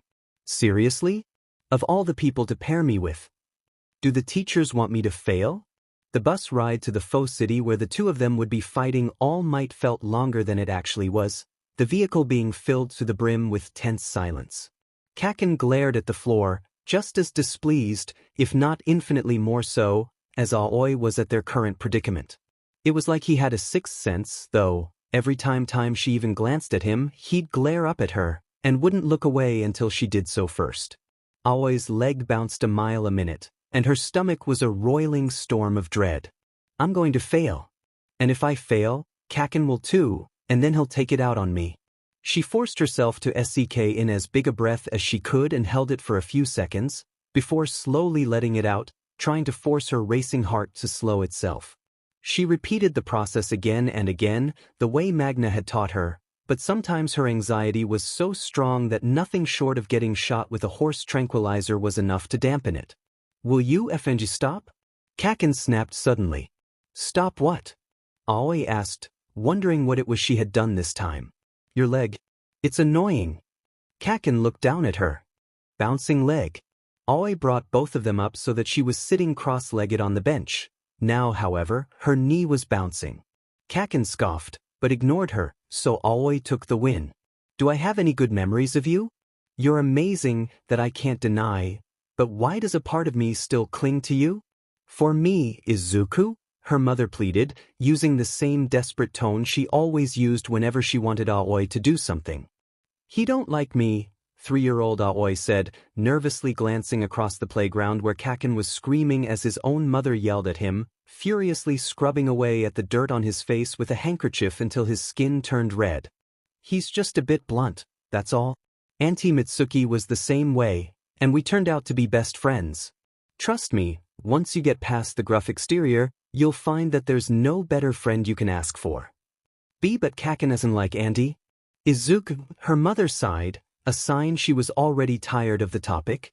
Mitsuki and I are going to be spending time together anyway, so it'll just be easier if you two got along. What's up? A familiar rumbling voice from above asked. Aoi gasped and looked up to see her father's dark eyes and crooked smile. Daddy, she said, tearing herself out of her mother's grasp and bolting to the man, allowing herself to be hoisted into the air with an excited squeal. Hey there, hatchling, her dad said, beaming. How's it going? Izuku was just feeling a little tired, her mother answered for her, giving Aoi a knowing look. Right, sweetie? Reluctantly, Aoi nodded. The faster this conversation ended, the sooner she could escape her mother's nagging and spend time with her father. Oh yeah, looks like someone could use a nap, her dad said, rubbing her small, pudgy cheek with a calloused finger. Wanna go take a nap, Aizu? Again, I nodded, this time more enthusiastically. You just want an excuse to sleep, her mother chided, half teasing and half genuinely annoyed. Hey, it's called multitasking. her dad said defensively, holding Aoi against his chest and walking back to the apartment with her. Come, let's go lay down, bud. Well? Kaken asked, breaking Aoi out of her thoughts. Are you gonna pee out again? They were walking through the test site now.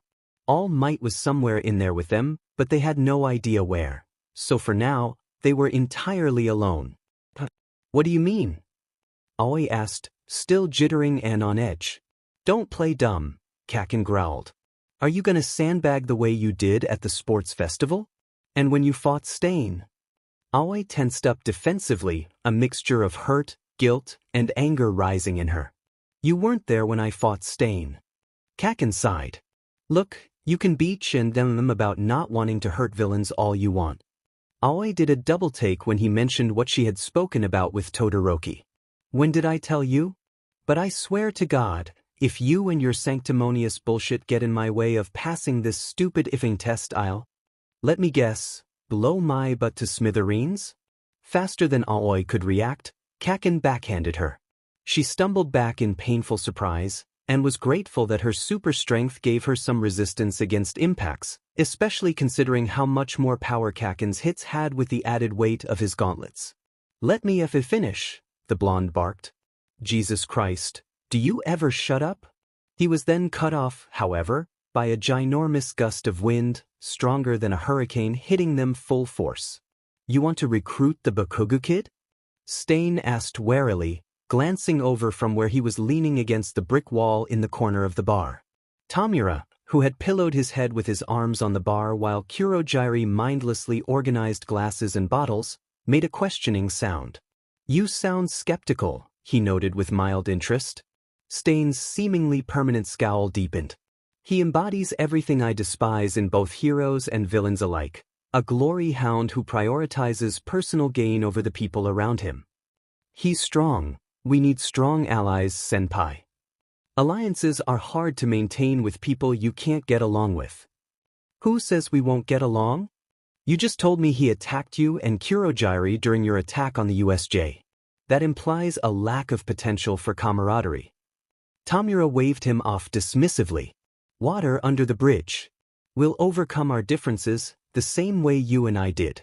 Besides, recruiting him is only one part of the plan. According to MSDR's inside source, UA has a summer camp program for its students. And? What? You don't see the opportunity? Will All Might be at the summer camp? No idea. Okay, seriously, what is your personal vendetta against All Might and UA about? Is that a rhetorical question? They are the pillars that hold up hero society. One, a dumb oaf that inspires the masses to dress up like idiots in the name of justice, and the other a facility dedicated to churning out fodder for the social machine it supports. So, you blame them for playing a part in society's corruption? No one who plays this game is innocent, senpai. Anyone who participates, especially major players like them, are nothing more than scum. Stain had an unreadable expression on his face. I think I'm starting to see where you're coming from. See? Potential for camaraderie. I still have my reservations. What's to stop this plan if yours from failing the way the USJ did? Well, we're taking a different approach this time. See, at the USJ, we tried to overwhelm them with sheer numbers. This time, though, Jiren's being more particular in his scouting. Rather than a mob of low-level thugs, I'm focusing on acquiring a specialized team. You think we can pull together a team capable of a mission like this before the summer camp? Trust me, senpai, it's not that hard to find like-minded individuals who have a bone to pick with heroes. Fine, but we both have to agree on who we let join. Tamura sighed and rolled his eyes. Or else what? Or else they're getting a knife in the throat. Shish. You're just a pocket full of sunshine, aren't you? I'm not being facetious for the sake of comedy. I will kill anyone I deem unworthy. I request that you keep the blood splatter to a minimum, Kurogiri piped up. It's troublesome to get it out of hardwood and brick. Stain cleared his throat awkwardly, looking at the ground like a chastened dog. Make an effort. Much obliged. Stay still, you weakling. Katsuki's mother growled, rubbing his cheek even harder when she realized the dirt on it still wasn't coming off. And stop trying to leave Izuku behind. You have to take care of him. Why? 3-year-old Katsuki whined, trying and failing to wriggle free of his mother's iron grip to get away from her harsh ministrations. I'm not his dad. Because he's even weaker than you, and he needs someone to protect him. But why do I have to do it? Don't you want to be a hero? This is what heroes do, Katsuki, they protect people. If I'm weak, that must make her FNG pathetic. A feeble flurry like that barely hurt me at all. All Might boomed above him with his signature obnoxious grin. Katsuki, now laying sore on the pulverized asphalt of the street, glanced at Deku, who was standing frozen in place, watching him and All Might with wide eyes. Though he hated to admit it, she'd been right.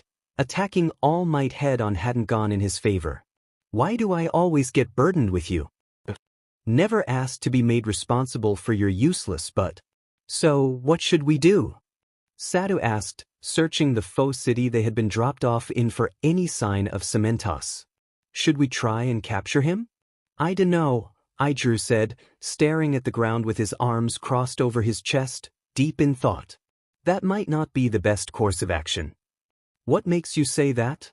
Our quirks are stamina-based. Cementos's isn't. He can outlast us easily, so if we try to take him head-on, we won't be able to beat him before the timer runs out. I learned this the hard way after training with Gran Torino. If we stick to an offensive plan with no alternatives, we'll be overwhelmed before we know it. Idru sighed at the memories of his internship. Nothing was more humbling than getting your butt repeatedly handed to you by a tiny old man. Then, the ground beneath them suddenly started to shake, starting out as a soft tremble but gradually increasing in intensity, like an earthquake. I'll distract him, Idru said, powering up one for all. Make a break for the exit, and if he's already blocked it, then we'll try to capture him. On it. Satu confirmed, grabbing sugar packets from his utility belt and chugging them down while Idru raced towards the epicenter of the quaking. You got any ideas? Idru asked, nervously surveying the landscape separating him and Tenya from the archway on the opposite end of the test site. We have to lure Mr. Powerlifter to the surface so we can capture him, Tenya said definitively. Are you sure? How are we supposed to capture a guy who's basically a superpowered groundhog? Maybe we should just try to escape. Tenya scowled at the suggestion. You're lucky this isn't being made public. Manuel snapped. Are you trying to get arrested? When Tenya didn't respond, he slammed his hands down on his desk. That wasn't a rhetorical question. No, sir, Tenya said, gripping the arms of the chair he was sitting in and glaring at the floor, barely blinking. Your grief does not condone your actions in the slightest. Heroes do not kill unless there is absolutely no other choice. Even if that results in a villain escaping? You shouldn't have been there in the first place, Ida. I didn't know. Bullshit. I was just trying to stop him. You were trying to kill a man. If Midoriya hadn't, she saved your ungrateful life. Manuel let out a long, tired sigh and fell back into his own chair. Other heroes are searching for Midoriya as we speak. When she gets back, you will apologize to her, and you better be sincere about it. Do I make myself clear? Tenya still did not meet his gaze. Yes, sir. We'll force him out, Tenya argued, refusing to let his opponent walk free the way the hero killer had, even if it was just a test. If we intentionally collapse the tunnels he's made, he'll have no choice but to come up and face us. Or he'll just dig deeper to avoid us, Idru argued warily. No, he won't, because he'll need to stay close enough to the surface to stop us from reaching the exit. What do we do if one of us gets stuck? Once all the tunnels are destroyed, that won't be an issue. Idru looked like he had more to say, but seeing how unwilling his partner was to collaborate or compromise, he let the subject drop. Whatever you say, I guess.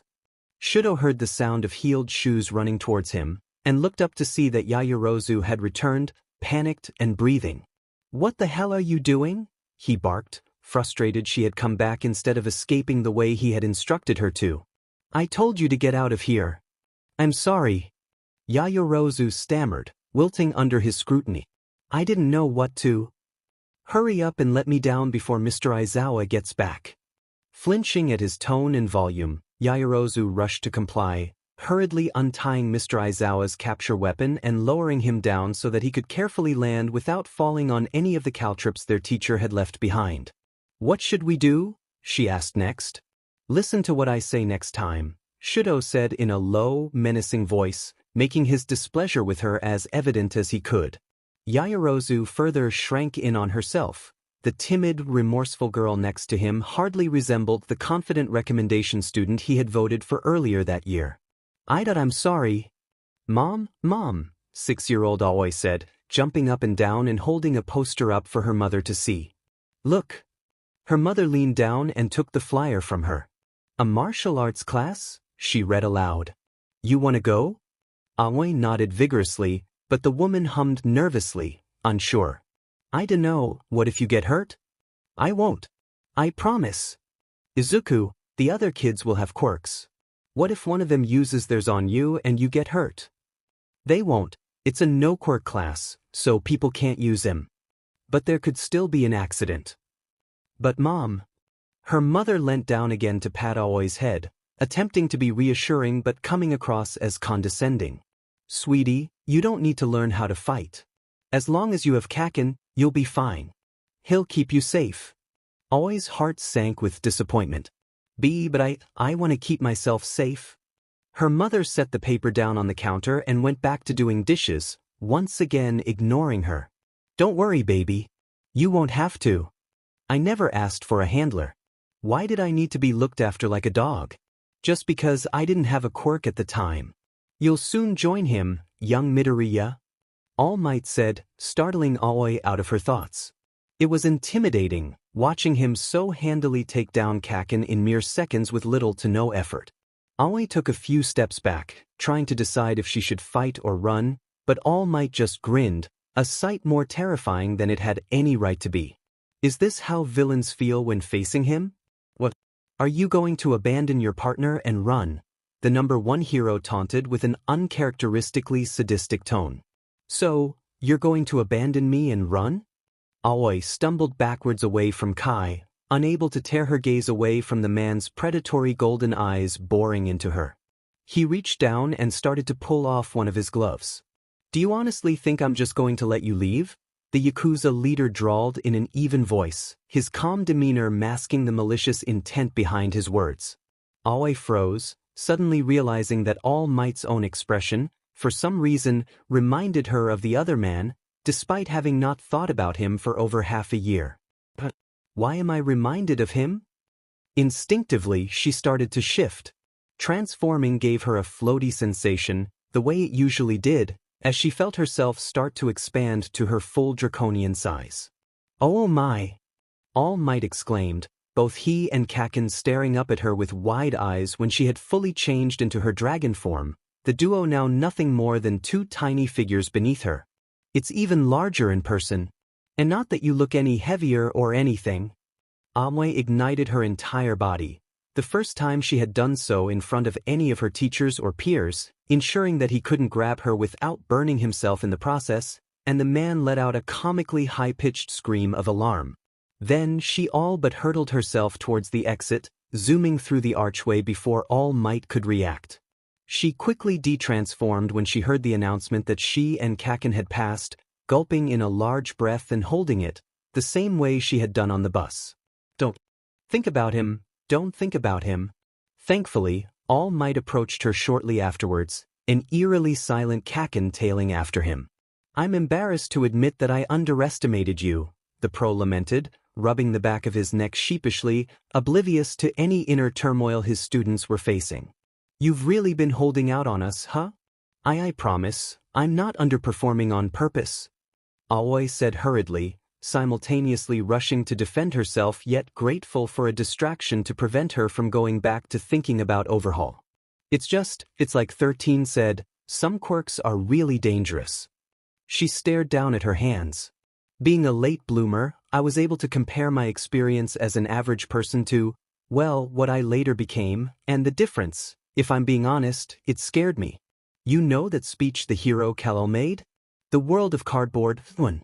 All Might hummed thoughtfully and nodded. "Yes, I'm familiar with it. It's something I myself relate to very deeply." He looked down at his own hand and the weighted gauntlet on his wrist. Always taking constant care not to break something, to break someone, never allowing myself to lose control, even for a moment, or someone could die. With quirks like ours, that sentiment haunts us, whether we like it or not. No kidding. That just sounds like an excuse to hold back, Kaken grumbled as he passed the two of them. It's a perspective gained when one combines power with wisdom, young Bakugu, All Might said, attempting to sound encouraging. One all heroes and future heroes, yourself included, will benefit from. Kaken didn't respond and kept walking back to the bus, sullen and silent. Aoi and All Might soon followed. Despite her best attempts to push the memories from her mind, her thoughts inevitably returned to Kai. She tried to distract herself the way she used to when she first left him, but it was hard to stop thinking about him once she started. She had met him her second night living on the street after getting kicked out. He was polite and handsome, even with the mask covering the lower half of his face. He had asked her if she was all right, assuming she was a runaway. She ended up spilling her guts to him, desperate to vent to anyone willing to listen about the bullying, her being quirkless, a fact that fascinated him. And after that revelation, he seemed to oddly warm up to her for no apparent reason. Her transition, her getting kicked out, unable to contain herself once the emotional dam within her had broken. And he had paid diligent attention to her as she poured her heart out to him, providing a sympathetic ear she had been needing but lacking for. It wasn't until after she was done, however, that she even thought to ask him his name. "My name is Kai," he said, taking off one of his gloves and shaking her hand. "What's yours?" Aoi had debated what name she would want to use after she had transitioned, but up until this point, she hadn't yet settled on one yet. Now, however, was an opportunity to try one out. "Izumi," she said, feeling out how the name felt in her mouth and how it sounded to her. It was a fine name, but she ended up changing it later after she left Kai, feeling as though he had spoiled the name for her. It was also too close to Izuku, and she would find that Aoi fit her much better than either of her previous names had anyways. "Well, it's a pleasure to meet you, Izumi," Kai said. "Tell me, do you have a place to stay?" "No." "In that case, how would you feel about staying with me for the interim? Just until you can get back on your feet?" Her gut instinct screaming at her to run, but she ignored it. Ida would appreciate that. Despite the fact that she would later find out that Kai was undeniably a monster, Aoi considered herself incredibly lucky for surviving the next 3 months with the man. In her hopelessness, she had acknowledged the high possibility he was a serial killer and/or RPST on the prowl, but had no energy in herself to care. A sick, vengeful part of her almost hoped he would RP and murder her, so that when heroes found her body later, her mother would be overcome with guilt for abandoning her, that everyone who had done wrong by her would feel shame for what they had done to her. But while Kai was a horrific man, he was no Kiyoshi Okubo. For that, in spite of everything she endured during her time with the Yakuza leader, she would always consider herself miraculously fortunate. Ashido, Kaminari, Todoroki, Yaoyorozu, Ida, and Kaken had failed the practical exam. Despite the fact that both Ajuru and Aoi had managed to escape the exam site before the timer ran out, both Ida and Kaken had received penalties for their lack of cooperation with their teammates. "But what about me, sir?" Shiro asked warily, raising his hand. "I was unconscious for the majority of my exam. If it weren't for Mineta, we wouldn't have passed." "Yes, but he wouldn't have been able to pass had you not given him the opportunity to do so," Mr. Aizawa explained. "You were also graded on a bit of a curve. Compared to Bakugu and Ida, you were a model teammate." Shiro grinned and rubbed the back of his neck, slightly smug now. "Well, when you put it that way." Luckily, everyone still ended up being able to go to the summer camp, although those who had failed would be taking extra lessons. Even with this reveal, however, everyone who had failed save Ashido and Kaminari still seemed unhappy with the results. Yaoyorozu had never appeared more depressed, and both Ida and Todoroki looked near murderous. No one was more furious than Kaken. After the class agreed to go shopping over the weekend together, Aoi hesitated to leave the classroom, fully aware of what would happen the second she stepped foot into the hallway, but this time, Kaken didn't even wait for her to leave herself. On his own way out, he grabbed her by the elbow and started to drag her with him.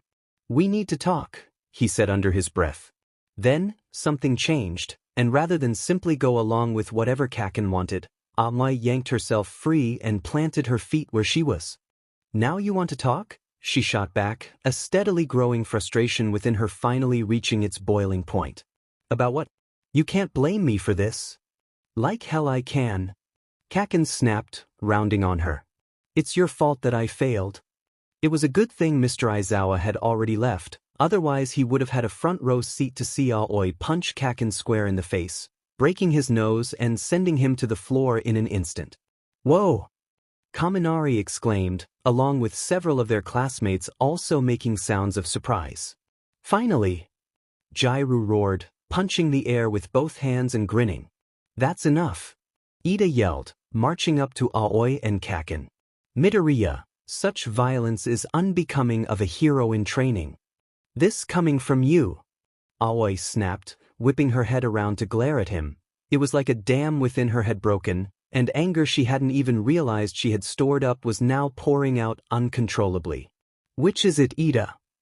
Am I too violent, or am I not violent enough? Make up your mind." The room fell silent. "Oh boy," Ajuru sighed, shaking his head. "Ida, what is she talking about?" "So you asked." "I told you." Kaminari said to Jair. "That's why he went to Hosu." "Kaminari!" Jair hissed, cutting him off. "You went after the hero killer," Mineta said, pointing at Ida. Both Ida and Aoi's faces morphed in horror, realizing that, as Aoi had predicted, their classmates had managed to piece together a rough idea of what had happened during their internship. "I'm sorry," Aoi stammered, moving to leave. "I have to go." "Midoriya," Ida said, reaching out for her. "We're no, iku." Kaken wheezed out, pushing himself off the floor while clutching his now bleeding nose. Whatever pent-up resentment Aoi had instantly returned. In a split second, in a state of anxiety and irritation, she planted her foot on Kaken's chest and shoved him back down, careful to hold back her full strength so as not to break any of his ribs. This time, Ida said nothing, and Aoi left her stunned silent class without another word. Not even 10 seconds after Kaizome texted Kurojairi, a cloud of black smoke formed next to him, and the bartender gradually materialized next to him. "Mr. Stain," Kurojairi greeted.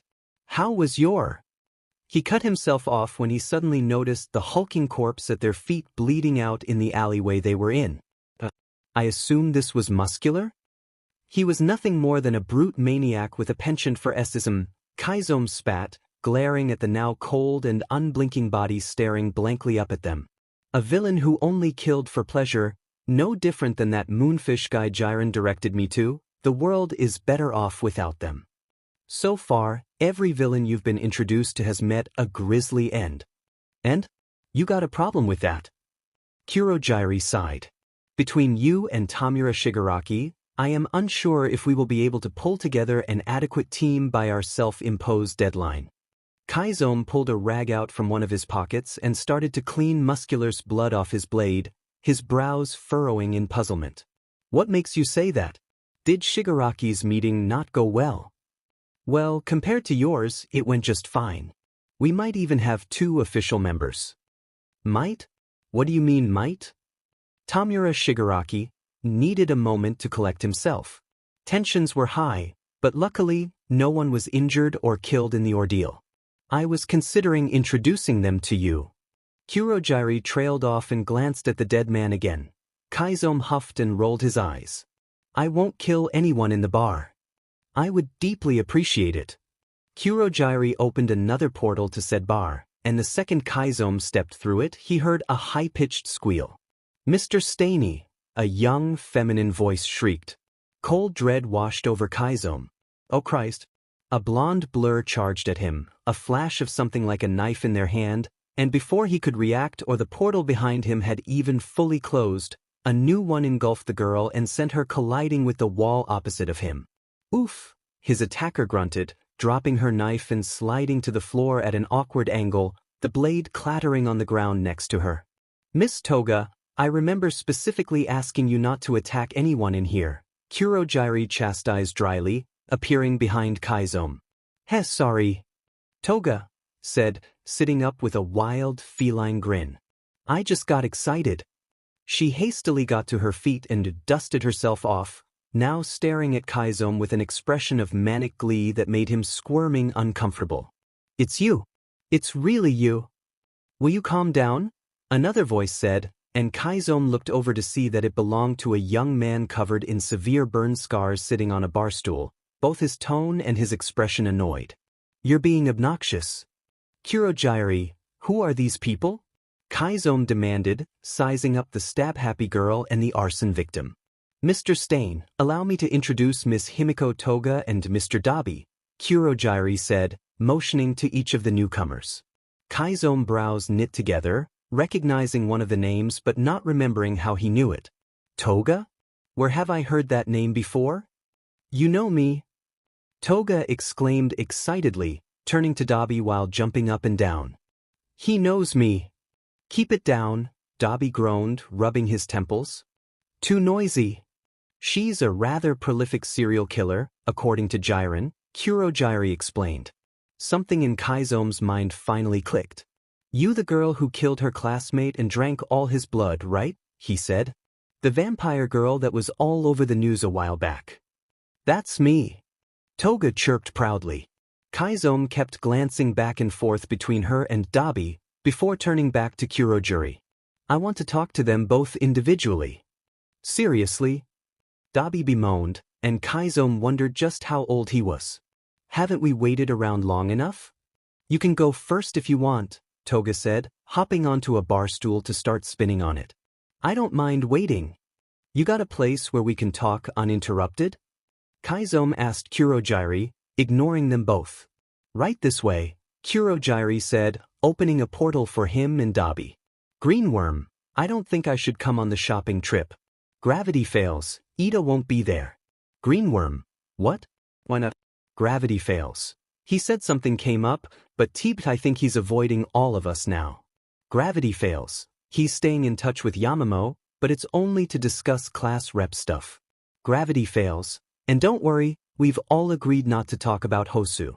Greenworm, I'm sorry for creating an inconvenience like this. Gravity fails. You're not. Literally none of this is your fault. Gravity fails. Now hurry up and get over there so we can meet up. Mina and Toru already showed up.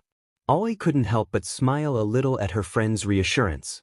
Greenworm, let me finish packing what I have to see what I need. In truth, there wasn't much to pack. Kai had bought her clothes and other essentials when he took her in initially, but she'd been forced to leave most of it behind when she'd left him, and Magna couldn't afford to buy herself much on her own aside for necessities, let alone anything for Aoi. In fact, Aoi probably wouldn't be able to afford anything more than sunscreen with what cash she did have, but the shopping trip wasn't just about buying supplies. It was about spending time with her classmates and friends. There was a single dresser with 4 drawers she and Magna shared, 2 for each of them. Aoi's were mostly empty, most of her belongings already packed for the summer camp, so when she opened one to check if she had missed anything, all she found was her old Shai Hasaikai plague mask that had previously been hidden behind clothes that now sat folded in her school bag. She kept debating on whether or not to get rid of it, but had the irrational fear that someone would somehow find it in the trash and find out she used to be associated with them. Now that she could get a better look at it, though, an unnerving realization dawned on her. It looks like a Noma beak. The implications of what that could mean nearly sent Aoi spiraling into a panic attack right then and there, so she slammed the drawer shut and did her best to push any idea that the League of Villains was somehow connected to the 8 bullets out of her mind. It's just a coincidence. Nothing more. Unfortunately, a part of her already knew she had gained a new bugbear. Doctor? 13-year-old Tamura asked, anxiously following the older man down the long, unobtrusive hallway, too mentally and emotionally preoccupied to muse about which facility Kurojiri had warped him into this time. Where's Emistar? I have good and bad news, the doctor said nonchalantly, leading Tamura towards a darkened hospital room at the end of the corridor. Which do you want first? Is MST all right? He is now. Tamura was becoming increasingly annoyed with the doctor's aloof vagueness. What's that supposed to mean? He nearly died, but I was able to revive him. There's permanent mutilation, and he'll need to live off life support from now on. He's alive. More or less. Deciding he was done tailing behind the doctor like he was stuck on a shitty ST mission, Tamura pushed his way past the doctor and bolted to the door and window waiting at the end of the hall. He peered inside the window, but it was pitch black. He then yanked open the door and blindly felt around for a wall SW to turn on the light. When the room was finally illuminated, however, the sight before him caused him to let out a primal gasp of horror that left him nearly entirely out of breath. Sir," Tamura cried, but it came out soft and wheezy, his voice nearly gone from the shock alone. He rushed to the hospital bed his mentor was laying on, carefully dodging a maze of different-sized wires littering the floor as he made his way to the man's side. When he finally reached his joining the several life support machines beside him, he reached down to cup the now eyeless face of his unresponsive surrogate father, careful to keep one finger raised so as not to injure him any further. Tamura glared over his shoulder at the doctor, who was now standing in the doorway reading a clipboard, unfazed by the disfigured man on the cot. "Who did this?" he demanded, enraged. "Oh my?" Tamura glared at the mob of people around him, swarming the newly opened mall he had wandered into, all caught up in their own worlds, some trying on gaudy off-brand hero killer merch from one of the nearby stores, completely ignorant to the villain that was lurking among them. What draws these idiots to people like the symbol of peace and the hero killer in the first place? What makes me different from them? In the end, we're all just destroying the things we don't like, right? Well, I guess that just leaves me, a voice Tamura recognized said, somehow able to pick up on it over the ambient sound of the surrounding crowd. Why does this always happen? The villain turned to see a flash of green curls, and just like the sports festival, his focus latched onto the 5-foot dragon girl he had fought at the USJ. Well, maybe you can enlighten me. During the day, the red light district would seem abandoned. It wouldn't be until the sun went down that working girls and businessmen would start emerging from the woodworks and trickling down the avenues, saving their escapades for the evening and midnight hours, when most job shifts ended and darkness would afford them the desired obscurity. It did mean that, though, that while there was still light, there was next to no one around to eavesdrop on any private conversations a person might be having. Not interested, Magna drawled aloofly, strolling past the broker. "Seriously?" Jiren said, surprised. He watched her continue on her way, but made no move to follow her. "I thought this sort of thing would be right up your alley. The League attacked my baby sister, GI. If I ever meet that Shigaraki guy, it's on sight." "Good to know." Aoi wondered why she had bothered to show up in the first place. Even at UA, she was getting left behind. She knew there was no malice behind her classmates' actions, but she couldn't help but still feel hurt by the casual abandonment. She shook her head. "I'm being oversensitive. It's not like I asked to join any of them.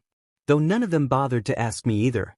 Aoi's feelings of loneliness was immediately replaced with startlement, however, when a scarred palm wrapped around her neck from behind, gripping her with only 4 fingers and leaving the middle one raised. "You know, I got real lucky," Shigaraki rasped, and she could have sworn her heart stopped when she realized who had grabbed her. "When you burned my hand, I wasn't sure I'd ever be able to use my quirk again. Once it fully healed, though, I was able to use decay with no issue. Want me to show you?" Aoi's stomach turned to lead with dread, and she glanced up to see the villain's unobscured face, 2 garnet red eyes boring into her like burning pokers, with eye bags underneath them so prominent that she wondered if the man ever slept. "Shigaraki," she breathed, her voice lost to her. "So, you remember me," Shigaraki remarked, mildly intrigued, and the corner of his mouth started to twitch upwards. "Midoriya, right? Fancy running into you here. Did you track me down?" "Why? HM? Oh no, this is a genuine coincidence, believe it or not. To be honest, I wasn't expecting to see you today at all. Out of the 2 of us, I'm probably more surprised than you are.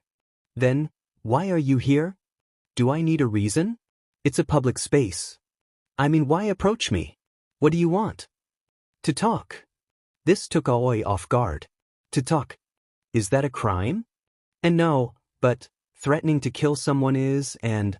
She pointed at her neck, which Shigaraki was still holding. Well, how amenable are you to a conversation? I can be civil, if you willingly agree. That's still technically coercion. The villain tightened his grip threateningly, his nails pressing into her skin hard enough to leave indentations. Is that a yes or a no? For a moment, Aoi struggled to come up with a cohesive answer, trying to think of what to do. Then, she ultimately relented, trying to sigh but not able to get much air out with Shigaraki half-strangling her. You know what? Fine. Shigaraki raised his eyebrows in surprise. Really? You promise? Aoi looked around to see that not only were her peers nowhere to be seen, none of the civilians passing them bothered to notice her predicament. She was used to feeling invisible, but right now, that sentiment was impossible to ignore. Why not? It's not like anyone's going to interrupt us. Shigaraki hummed thoughtfully, studying her downtrodden expression. What's wrong, hero? Have you always been this prickly? Or did I just get you on a bad day? Aoi nodded in the direction of a table and 2 chairs in front of one of the mall restaurants. Come on. Let's find a place to talk so that we don't block foot traffic. Shigaraki snorted. So considerate. Dabi vanished in a black cloud, temporarily leaving Kaizome alone on the random rooftop Kurogyari had dropped them off on. He'd had trouble getting a read on the kid.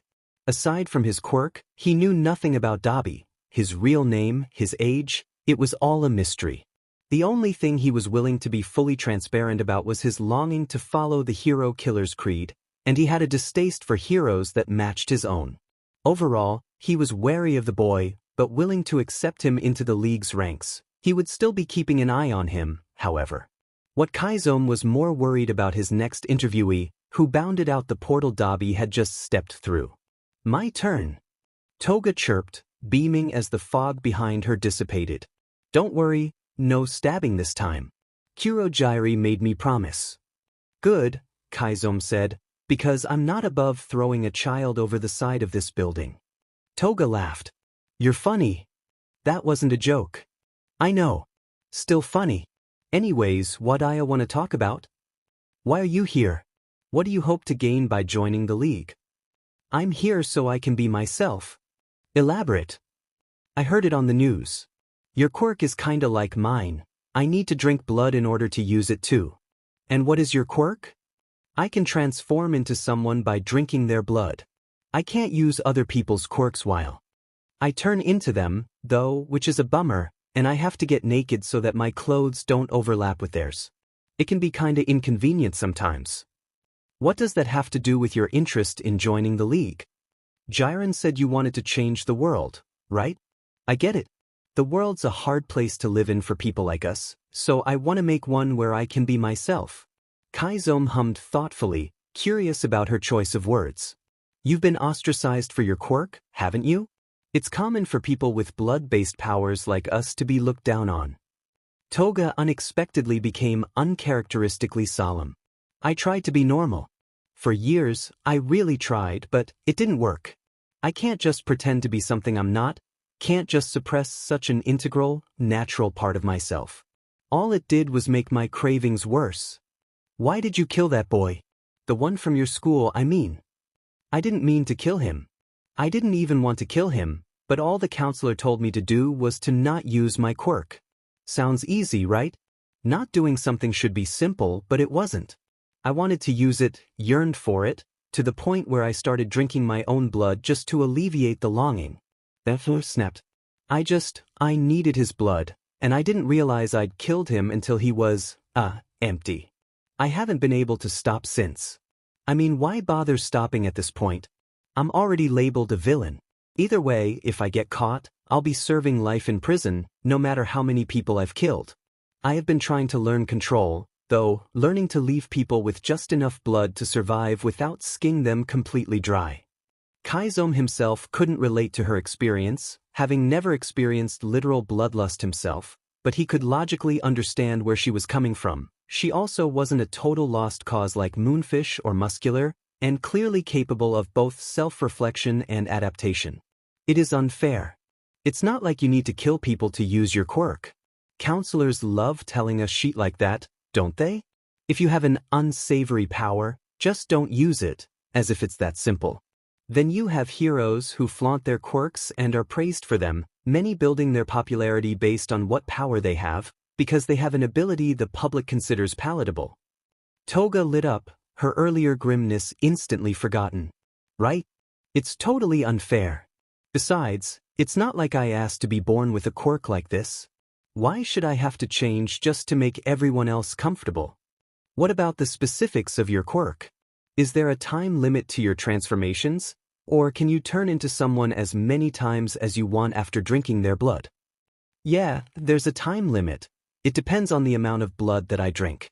1 cup can last me a full day. I'm sure we can find a non-fatal way to collect blood for you. I know Jiren has contacts who make unlicensed support gear. Then, you'll only have to kill people when you intend to, whether you want their blood or not. Toga stared at him with an unreadable expression, but before Kaizome could worry about what it meant, she lunged forward and wrapped her arms around his middle, hugging him tightly. The older villain went tense, bracing for a knife in the back and preparing to push her off of him, but all she did was hold him. He couldn't remember the last time he'd been hugged, and was thus unsure of how to respond, so all he did was awkwardly pat the blonde's head as she squeezed him, hoping that was an appropriate reaction. Tamura almost couldn't believe what was happening. Midoriya sat across from him, compliant, having made no attempt to attack him, escape, or call for help, despite no longer having his hand around her neck. He had honestly expected her to take off the second he let go of her, and had sent Kurojiiri his location thinking he'd need to make a quick escape, but he was beginning to wonder if that would be necessary at this point. The only reason he had released her in the first place was out of curiosity, wondering if she would keep her word and go along with him, but he was still bewildered when she actually did. What is your game, Midoriya? To tell you the truth, I hate mostly everything, Tamura began, but right now, the thing that pisses me off the most is the hero killer. So, he didn't join you guys? Midoriya asked, a hint of hopefulness in her tone. Nah, he's joined us. Her face fell. But that's not what my problem is. I'm just confused as to why everyone's so obsessed with him. Obsessed? What are you talking about? Tamura glanced at the store selling stain merchandise and nodded at it. I'm talking about that. Midoriya followed his gaze, and her own expression contorted in disapproval. That's tasteless. You're telling me. I mean, why is everyone so enamored with that guy? What is he doing that I'm not? Are you jealous? Tamura raised an eyebrow at her. Jealous? Why the hell would I be jealous? You sound like you are. Yeah, well, I'm not. Midoriya pursed her lips and nodded, seeming unconvinced. Okay. To be fair, though, Stain has been doing this longer than you have. He's been on the scene for years and evaded capture this whole time. In fact, until Hosu, basically nothing was known about him. He had this whole mythos surrounding him. Tamura opened his mouth to argue, but found that no words came out, because he had no argument to give, though he hated to admit it, she had a point. I guess that makes sense. Midoriya started wringing her hands together in her lap, looking around nervously, and he wondered if she was looking for someone to help her. Alright, so, I know that I'm the one getting interrogated here, but, could I? Tamura's interest was piqued. What do you want? Midoriya inhaled sharply and slowly let it out, clearly trying to hype herself up. I have to know. Tamura smirked. So that's what you're playing at? Trying to fish information out of me? He teased. It's a personal question, Midoriya stammered. Personal? How so? Midoriya's gaze hardened, and though Tamura didn't know her well, the serious demeanor she had adopted appeared out of character. Are you connected to Shai Hasaikai? The words sounded vaguely familiar, but Tamura couldn't remember where he'd heard them. What are the Shai Hasaikai? Midoriya practically deflated in relief. Oh, thank God. It's just a coincidence. A coincidence? What's a coincidence? Tamura narrowed his eyes at her suspiciously. What are you going on about, Midoriya?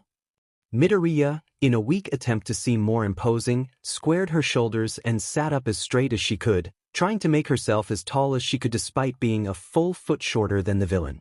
Let's make a deal. For every question of yours I answer, you have to answer one of mine. Sound fair? It was a fool's bargain, and it would put all of Tamura's plans into jeopardy, but the risk affected them both, meaning that the odds were split evenly between the two of them, and Tamura could never decline an offer to play, no matter what the game was. Deal,